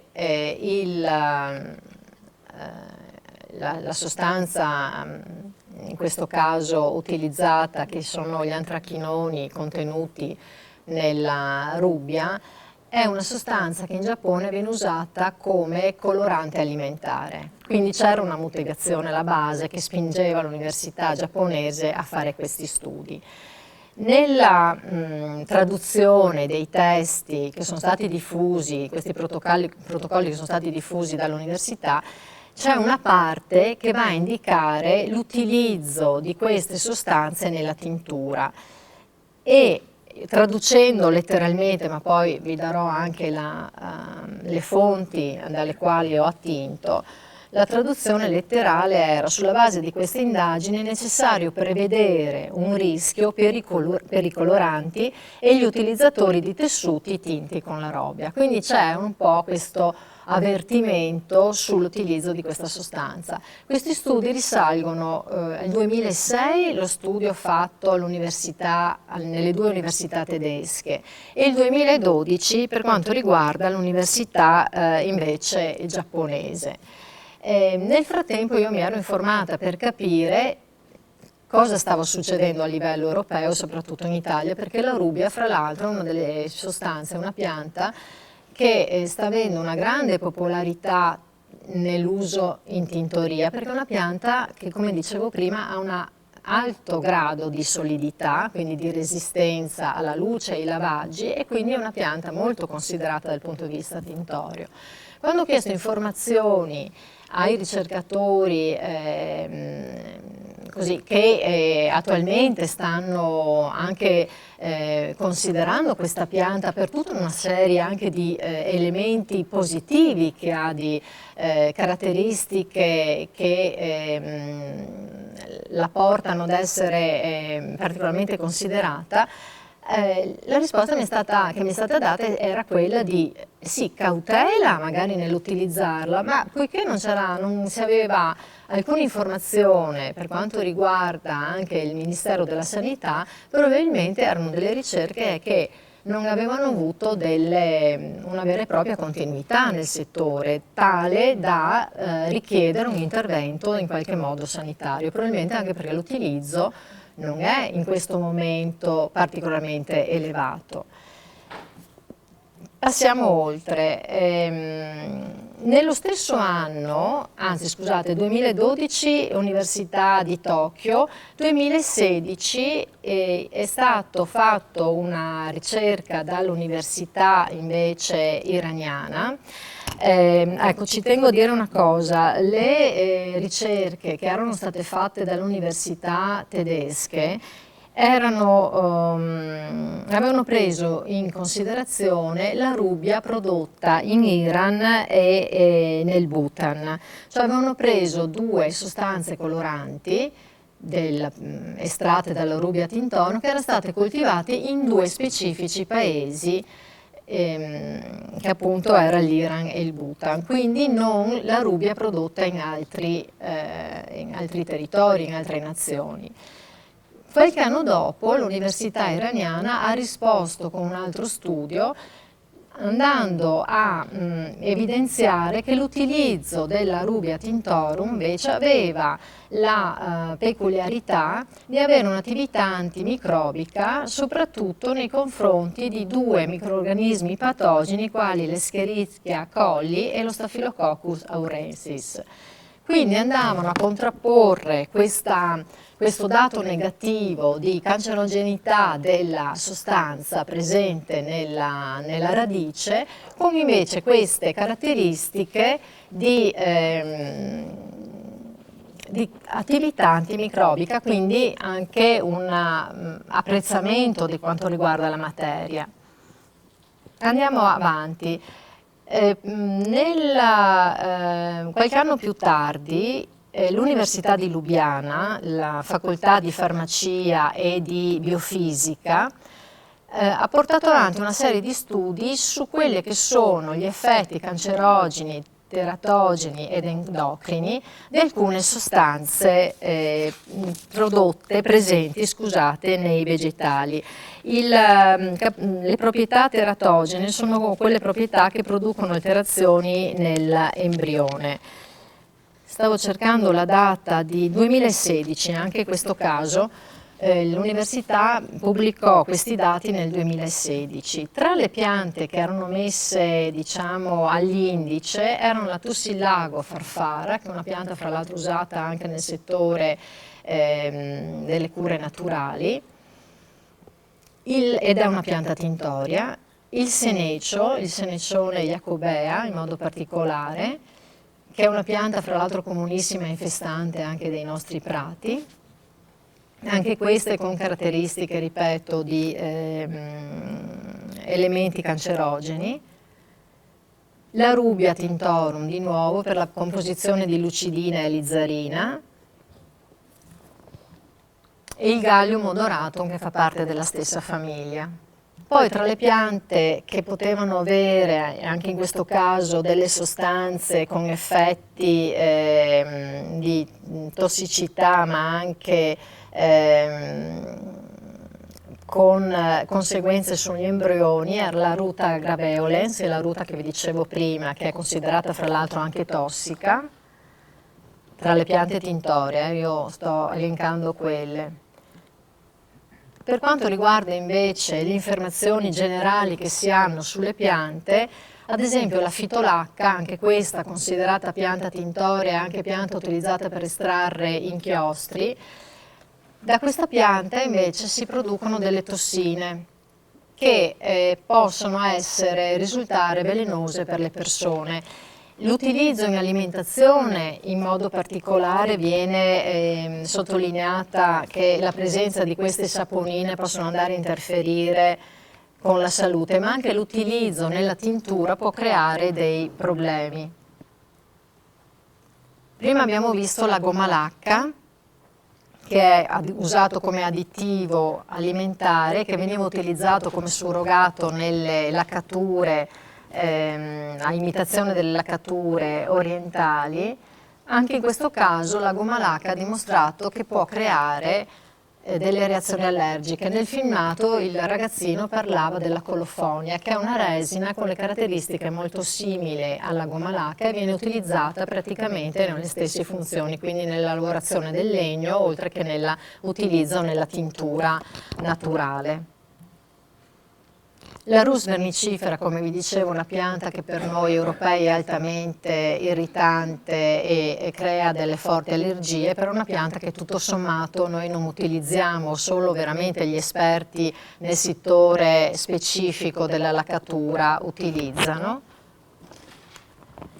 Il rabarbaro, per esempio, contiene una grande quantità di acido ossalico, quindi se viene utilizzato per tingere, soprattutto l'utilizzo del rizoma per le colorazioni arancioni e le foglie per le colorazioni gialle, anche in questo caso bisogna porre una particolare attenzione perché l'acido ossalico, che è velenoso, e può essere pericoloso anche per il contatto attraverso il vapore, è una delle caratteristiche che molto spesso i tintori non conoscono di questa pianta. La felce aquilina è un'altra pianta tintoria che è utilizzata per l'estrazione dei verdi in alcuni casi anche dei neri, contiene questo agente cancerogeno ambientale diretto. È una sostanza che si trasforma in sostanza cancerogena dal fegato nel tentativo di eliminarlo, cito proprio testualmente, nel tentativo di eliminarlo dall'organismo.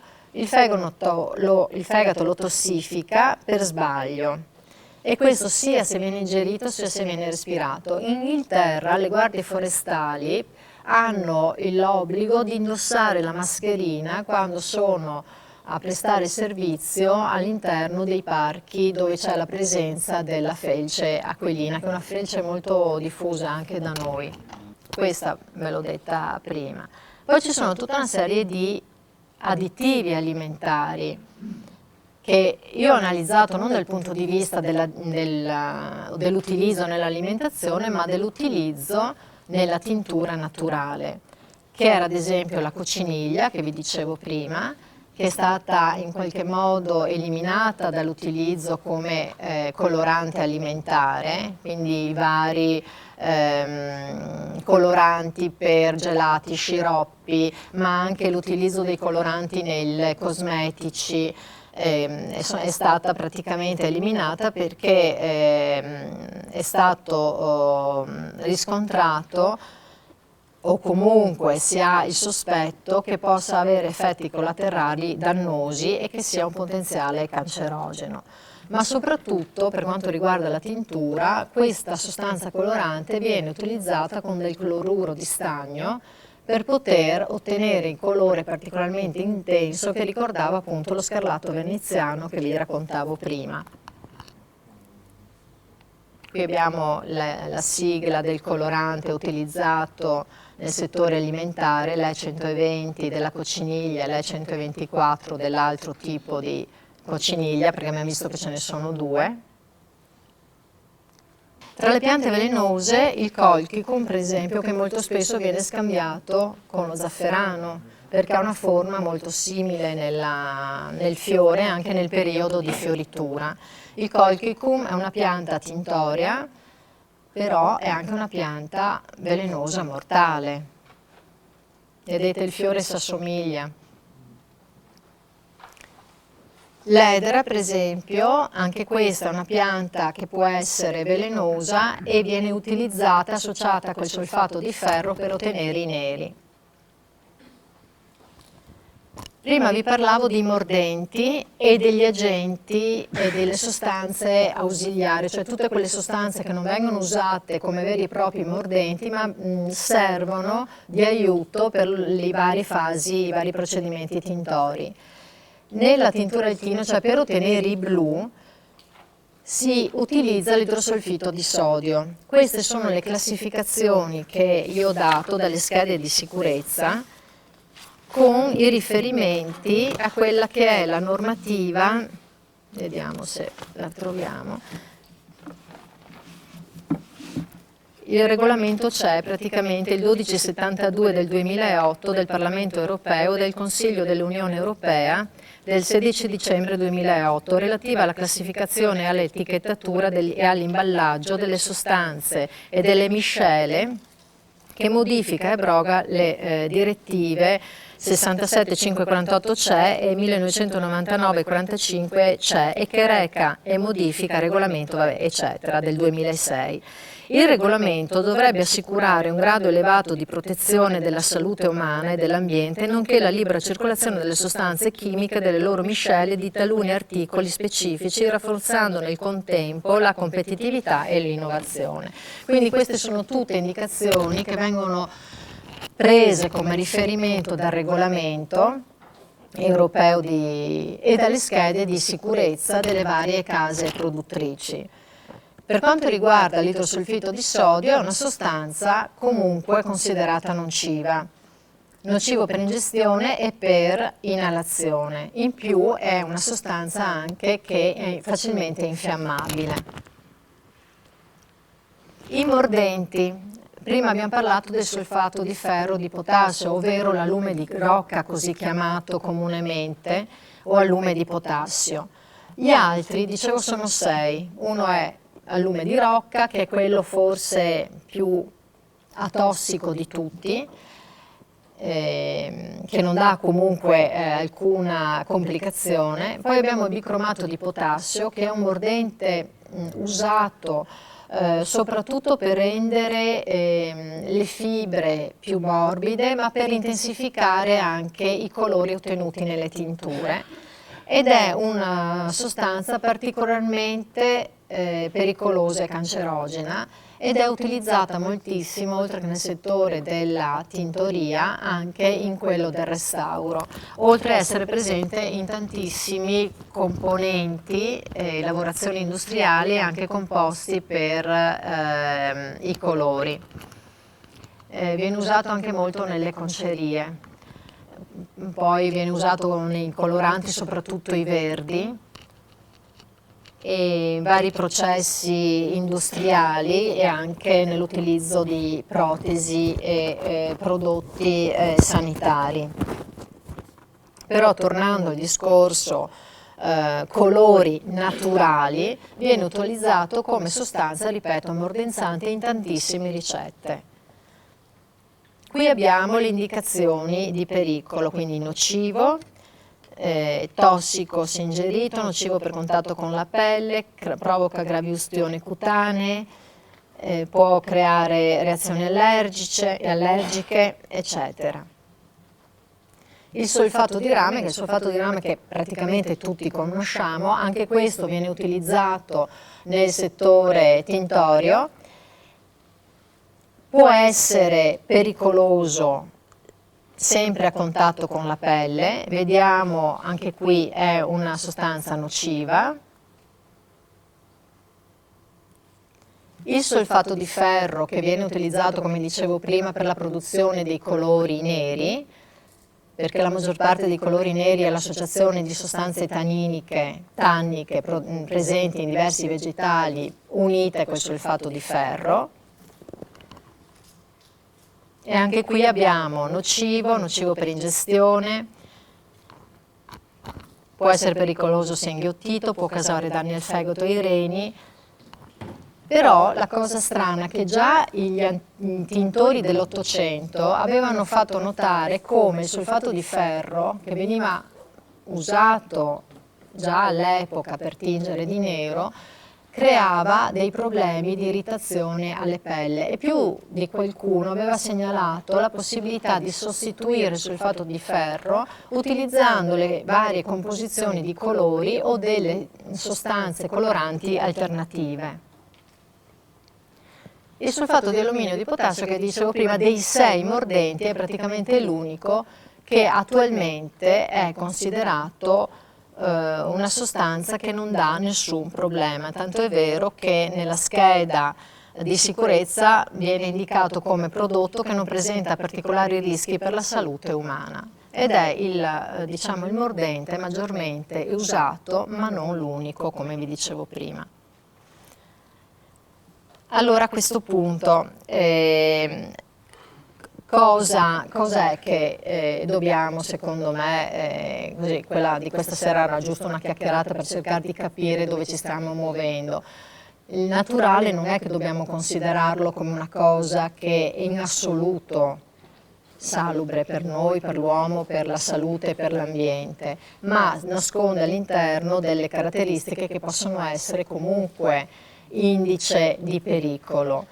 Ci sono delle alternative, io questa sera qui ho voluto portare dei campioni che poi magari sì, così in modo così amichevole, se volete avvicinarvi li vediamo insieme, sono tutti stati realizzati con delle sostanze naturali prive di qualsiasi sostanza tossica all'interno, questo proprio per dimostrare che la tintura naturale può effettivamente essere realizzata evitando tutta una serie di sostanze che abbiamo elencato anche se in modo molto sommario e che comunque hanno evidenziato delle caratteristiche di particolare pericolosità. Quindi l'avvicinarsi alla tintura naturale ha senso se comunque all'interno ci sono delle sostanze tossiche o rischiamo di fare l'errore che è stato fatto con l'industria, no, dell'abbigliamento, come abbiamo visto in questi spezzoni del filmato. Quindi sono tutte diciamo, stimoli, no? Idee che vengono messe così sul piatto per cercare di capire anche la direzione che si vuole prendere per quanto riguarda l'utilizzo di queste sostanze. Ecco, io non so, lascerei anche un po' aperta la discussione, se ci sono domande, se ci sono magari anche curiosità relative a quello che io faccio, che magari quello che stasera in qualche maniera ho cercato di esporre. Grazie a voi. Si vede che un tecnico è preparata. La prima domanda la faccio io. Mi ha incuriosito il fatto che, non so se hai mandato tu tramite messaggio o letto da qualche parte, che la lana viene considerata cosa? Un rifiuto speciale. Un rifiuto speciale. No, non in Friuli, in tutta Europa. Un rifiuto speciale. Sì, è un Questa rifiuto... ce la devi spiegare bene. È un rifiuto speciale perché c'era anche la necessità di spiegare alcune cose sulla tintura, perché chi già la pratica magari ha un po' di dimestichezza, ma per chi è praticamente completamente il digiuno era anche necessario fare un po' questa carrellata. Poi so che tu ci tenevi in modo particolare, che io sì. Però sì, si rischia di diventare anche un po' magari pesanti e noiosi, perché prima mi sembra di avervi detto, sono state catalogate circa 1000 specie di piante tintorie. Io ne ho analizzate un centinaio e per ogni pianta significa analizzarle andando a fare le prove sulle radici, sul fusto, sulle foglie, sui fiori, sul frutto, sulle varie stagioni, con varie ricette, con vari mordenti, con tutta una serie di varianti. E quindi il ventaglio è infinito. Il discorso del rifiuto speciale della nana è nato perché parlando con Francesca le raccontavo come stiamo, io vengo dalla pedemontana pordenonese, stiamo cercando di riutilizzare le lane locali. Sulla panchina lì ci sono tutti questi fiocchi di lana, sono lane provenienti da pecore del Consorzio delle Valli delle Dolomiti Friulane, sono bergamasche nel caso specifico, sono pecore da carne, e la lana, come avviene praticamente dappertutto, la pecora viene tosata almeno una volta all'anno, ma possono essere anche 2 volte all'anno, e questo viene fatto per il benessere dell'animale, quindi è una pratica dovuta. La tosatura è una pratica dovuta che viene fatta per il benessere dell'animale.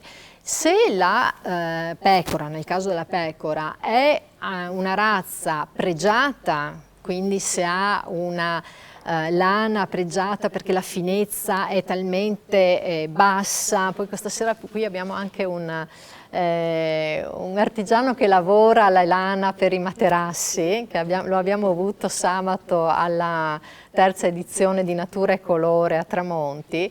Se la lana è pregiata perché ha la finezza che viene espressa in micron tale da renderla appunto pregiata, viene destinata ai manufatti. adatti alla maglieria, eccetera, o altri tipi di lavorazioni.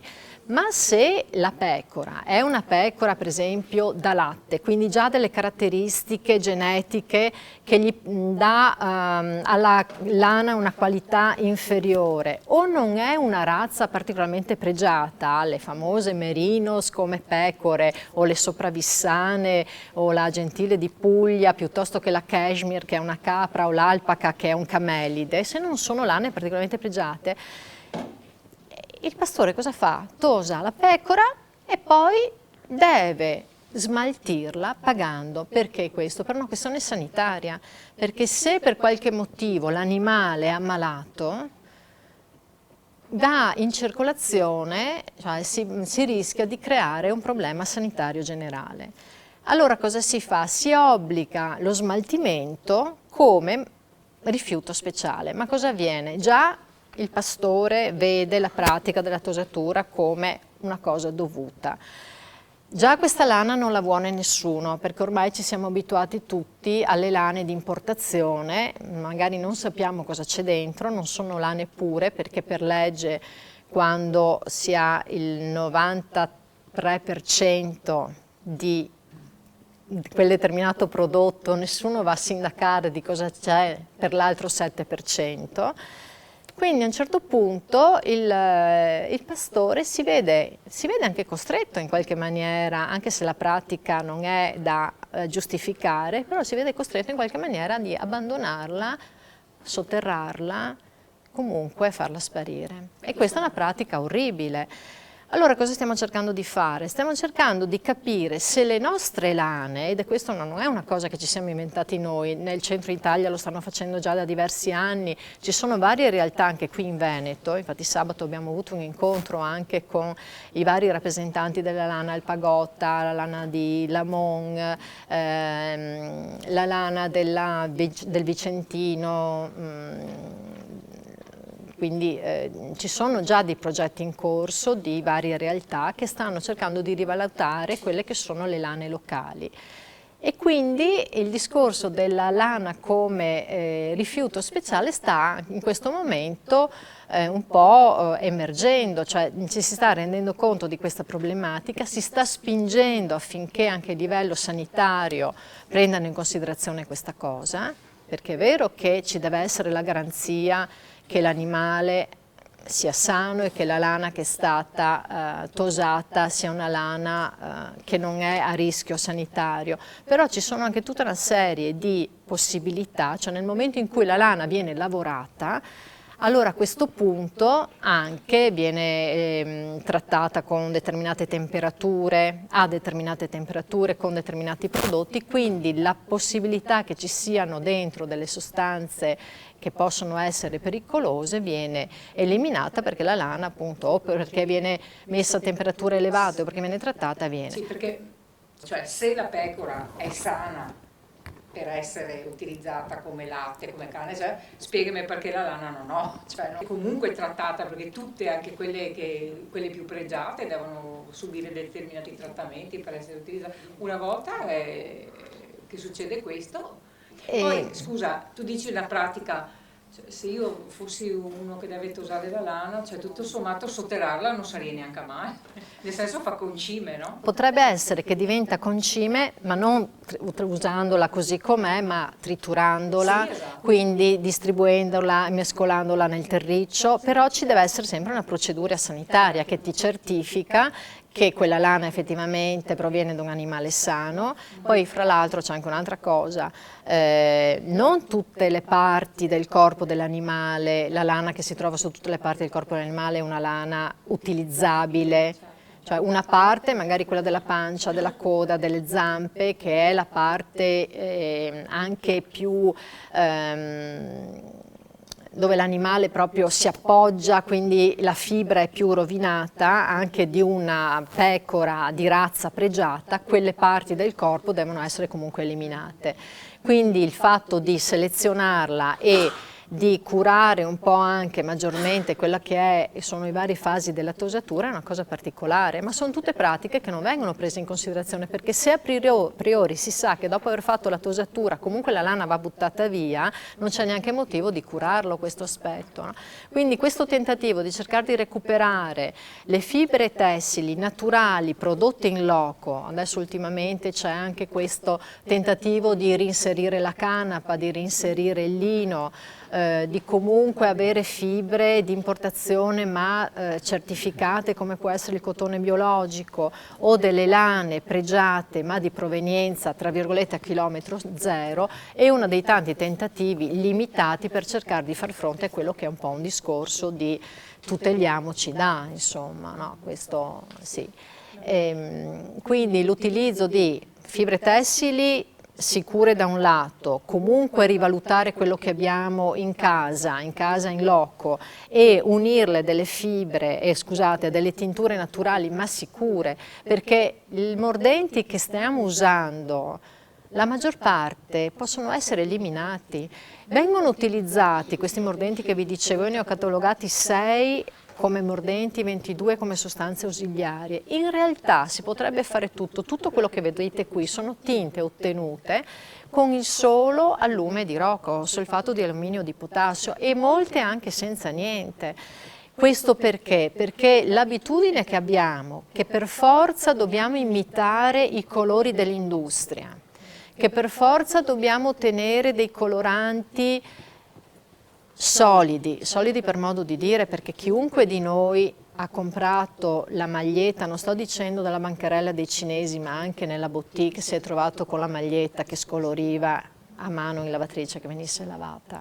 Quindi anche il fatto di entrare mentalmente in una ottica di il naturale dobbiamo accettarlo con i suoi limiti, che sono anche delle caratteristiche, no, delle peculiarità sue particolari che devono essere accettate per come sono. Non potremo mai fare con una pianta, e non sarebbe neanche giusto fare con il colore estratto da una pianta un colore simile al colore artificiale, o pretendere che ci costi poco come il colore artificiale che viene prodotto in Cina, in Bangladesh, a costi bassissimi, con condizioni di vita indecenti, eccetera. C'era un pezzo del filmato in cui la signora, la giornalista, diceva: perché questo capottino 30 euro, che cosa ci può essere? Scopri che poi alla fonte costa 1,50 euro.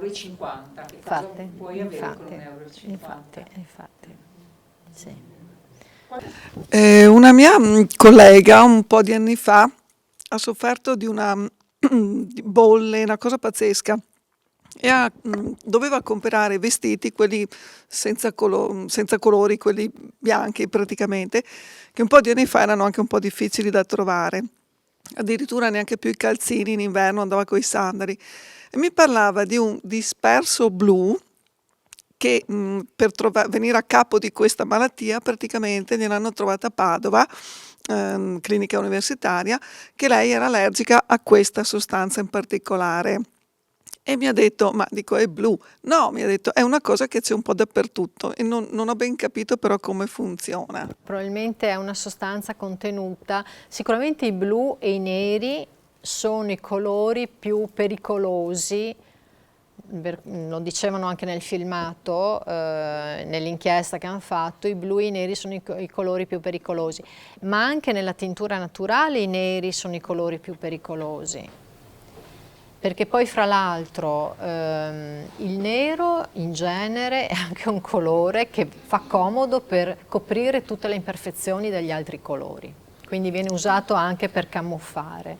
È un colore che poi non si sa perché va tanto di moda, è sempre andato tanto di moda, quindi viene anche molto usato, ma è anche un colore che è difficile da ottenere, ma anche nel naturale è difficile da ottenere, perché o lo si ottiene per combinazione di colori, però vuol dire aumentare i passaggi, quindi aumentare i costi. Molto più facile è farlo velocemente, economicamente, aggiungendo solfato di ferro. Ma il solfato di ferro, sì, è vero, lo si usa anche in agricoltura, d'accordo, ma una cosa è usarlo nella pianta malata, una cosa è usarlo su un tessuto che noi indossiamo. Guardate, vi leggo cosa ha scritto nel 1810 Bellenghi, Filippo Bellenghi è stato uno studioso di tinture naturali, ha fatto 2 pubblicazioni, una nell'810 e una nell'811. E io grazie alle letture di questi testi ho scoperto l'utilizzo, riutilizzo di tutti gli scarti del legname. Lui in particolare si era concentrato sul riutilizzo degli scarti dalla falegnameria praticamente. Cioè era ecologista in anticipo di 200 anni perché tutto quello che veniva scartato. Infatti io sto usando per i miei colori tutti gli scarti dell'agricoltura, della produzione agroalimentare, delle potature, quindi tutto quello che viene considerato rifiuto vegetale dal quale posso ottenere i colori. Beh, questo Bellenghi diceva, io ho fatto una piccola nota sui suoi studi, no? Lo studioso aveva accolto quanto preziosi potessero essere i materiali di scarto, una risorsa che ancora oggi, soprattutto oggi, può darsi moltissimi interessanti risultati. Le osservazioni del Bellenghi sono straordinariamente moderne e contengono riflessioni su quella che potrebbe definirsi la tintura ecologica in anticipo di 200 anni. Allora lui dice di poter ricavare il color nero da una tinta naturale senza aver bisogno di ricorrere al vitriolo. Il vitriolo sarebbe il solfato di ferro, che veniva usato già all'epoca, quale, essendo un potente corrosivo, moltissime volte abbrucia e precipita i panni tinti, vuol dire le fibre, ed anche tinge le biancherie e la pelle. Cioè, già si erano accorti loro che c'era questo problema, però voglio dire nel 1810 poteva essere anche comprensibile che non ci fossero questi problemi, no? Però continuare a utilizzare anche nella tintura naturale sostanze che sono tossiche, per esempio il solfato di ferro viene sostituito molto spesso con l'acetato di ferro che viene prodotto in casa, cioè viene presa della limatura di ferro, viene aggiunto dell'aceto, viene lasciato macerare, depositare, in realtà è depositare, e poi si utilizza questo liquido al posto del solfato di ferro con la convinzione che abbia un potere corrosivo inferiore. In realtà non è che cambi tanto, anzi si aggiunge un pericolo in più che sviluppa anidride carbonica e idrogeno e può diventare anche incendiario, cioè può incendiarsi, quindi anche l'utilizzo può diventare pericoloso, insomma. E facevo un po' una riflessione di tutto questo utilizzo del vestiario. Quest'anno non va più di moda, oppure buttiamo alla Caritas. E quindi bisogna anche passare a un'altra ottica, no, del vestiario, cioè il vestito ha un altro senso, insomma. Penso anche all'arte del rammendo, cioè un vestiario, un capo tinto a mano, lavorato artigianalmente, ti deve durare, non dico la vita intera, ma insomma metà almeno, insomma. Quindi era una riflessione, insomma, che sì, l'etica. è anche l'utilizzo stesso di materiali che non durano nel tempo, che ci portano al continuo ricambio, oltre il discorso moda. E anche il fatto che adesso, una volta io sono cresciuta che si vedeva ogni tanto alla televisione le collezioni di moda, no, 2 volte all'anno, mentre, come faceva vedere anche il documentario che abbiamo visto prima, o il servizio, praticamente ogni mese esce una collezione nuova, arriva sempre roba nuova, sempre, non più 2 volte all'anno, primavera, estate, autunno e inverno, ma a ciclo continuo, in modo che la gente sia sempre più invogliata a comprare. Era anche interessante, in passato erano i giornalisti specializzati nel settore moda che in qualche modo influenzavano, no? Quella che poteva essere la scelta della collezione dell'anno, della stagione. Adesso ci sono i fashion influencer che ogni giorno vanno in qualche modo a interferire o con i social, che sono degli strumenti potentissimi, in modo da influenzare in continuazione ogni giorno su quelli che sono i gusti del consumatore, cioè creare il bisogno, perché se hai il bisogno di comprare continuamente qualcosa di nuovo, l'economia che c'è dietro nell'industria della moda può sostenersi. È ovvio che invece se abbiamo un capo di cashmere, e prima di buttarlo via, il cashmere costa 400 euro al chilo, prima di buttarlo via. Quello vero. Sì, quello vero, sì, non quello che proviene mescolato con il pelo di ratto che viene dalla Cina. Quindi... Ho rovinato un bel po' di magliette bianche buttando in lavatrice con la maglietta rossa, no? Per farle colorare di un altro colore senza rovinarmi. Le avrei scurire praticamente. Quale colore va bene? No, vabbè, allora in genere non si mette sul chimico, sui prodotti di sintesi, prodotti naturali. Se era questa la domanda. La domanda era come recuperare le magliette. Ma la porti così che tanto... 5 euro del colorante artificiale al supermercato. No, ma io non volevo spingerlo al colorante artificiale, le tenga così, che ha inventato lei un nuovo modo di vestirsi. Io per esempio, sbagliando anni indietro, ho usato coloreria italiana, che non va bene. No, beh, l'abbiamo usata tutti, Tutti. Non è solo lei che l'ha usata, l'abbiamo usata tutti, nel senso che comunque ci sono dei periodi in cui c'è anche una consapevolezza diversa. 30 anni fa quante persone erano allergiche, allergie da contatto, ma una su 1 milione, non so, sì, si sentiva qualche caso, ma 30, 40, 50 anni fa, cioè sta aumentando in modo esponenziale questa cosa, ma perché siamo bombardati, sollecitati in continuazione. Quindi, ok, l'abbiamo fatto tutti, tingere con il vari coloreria superiride.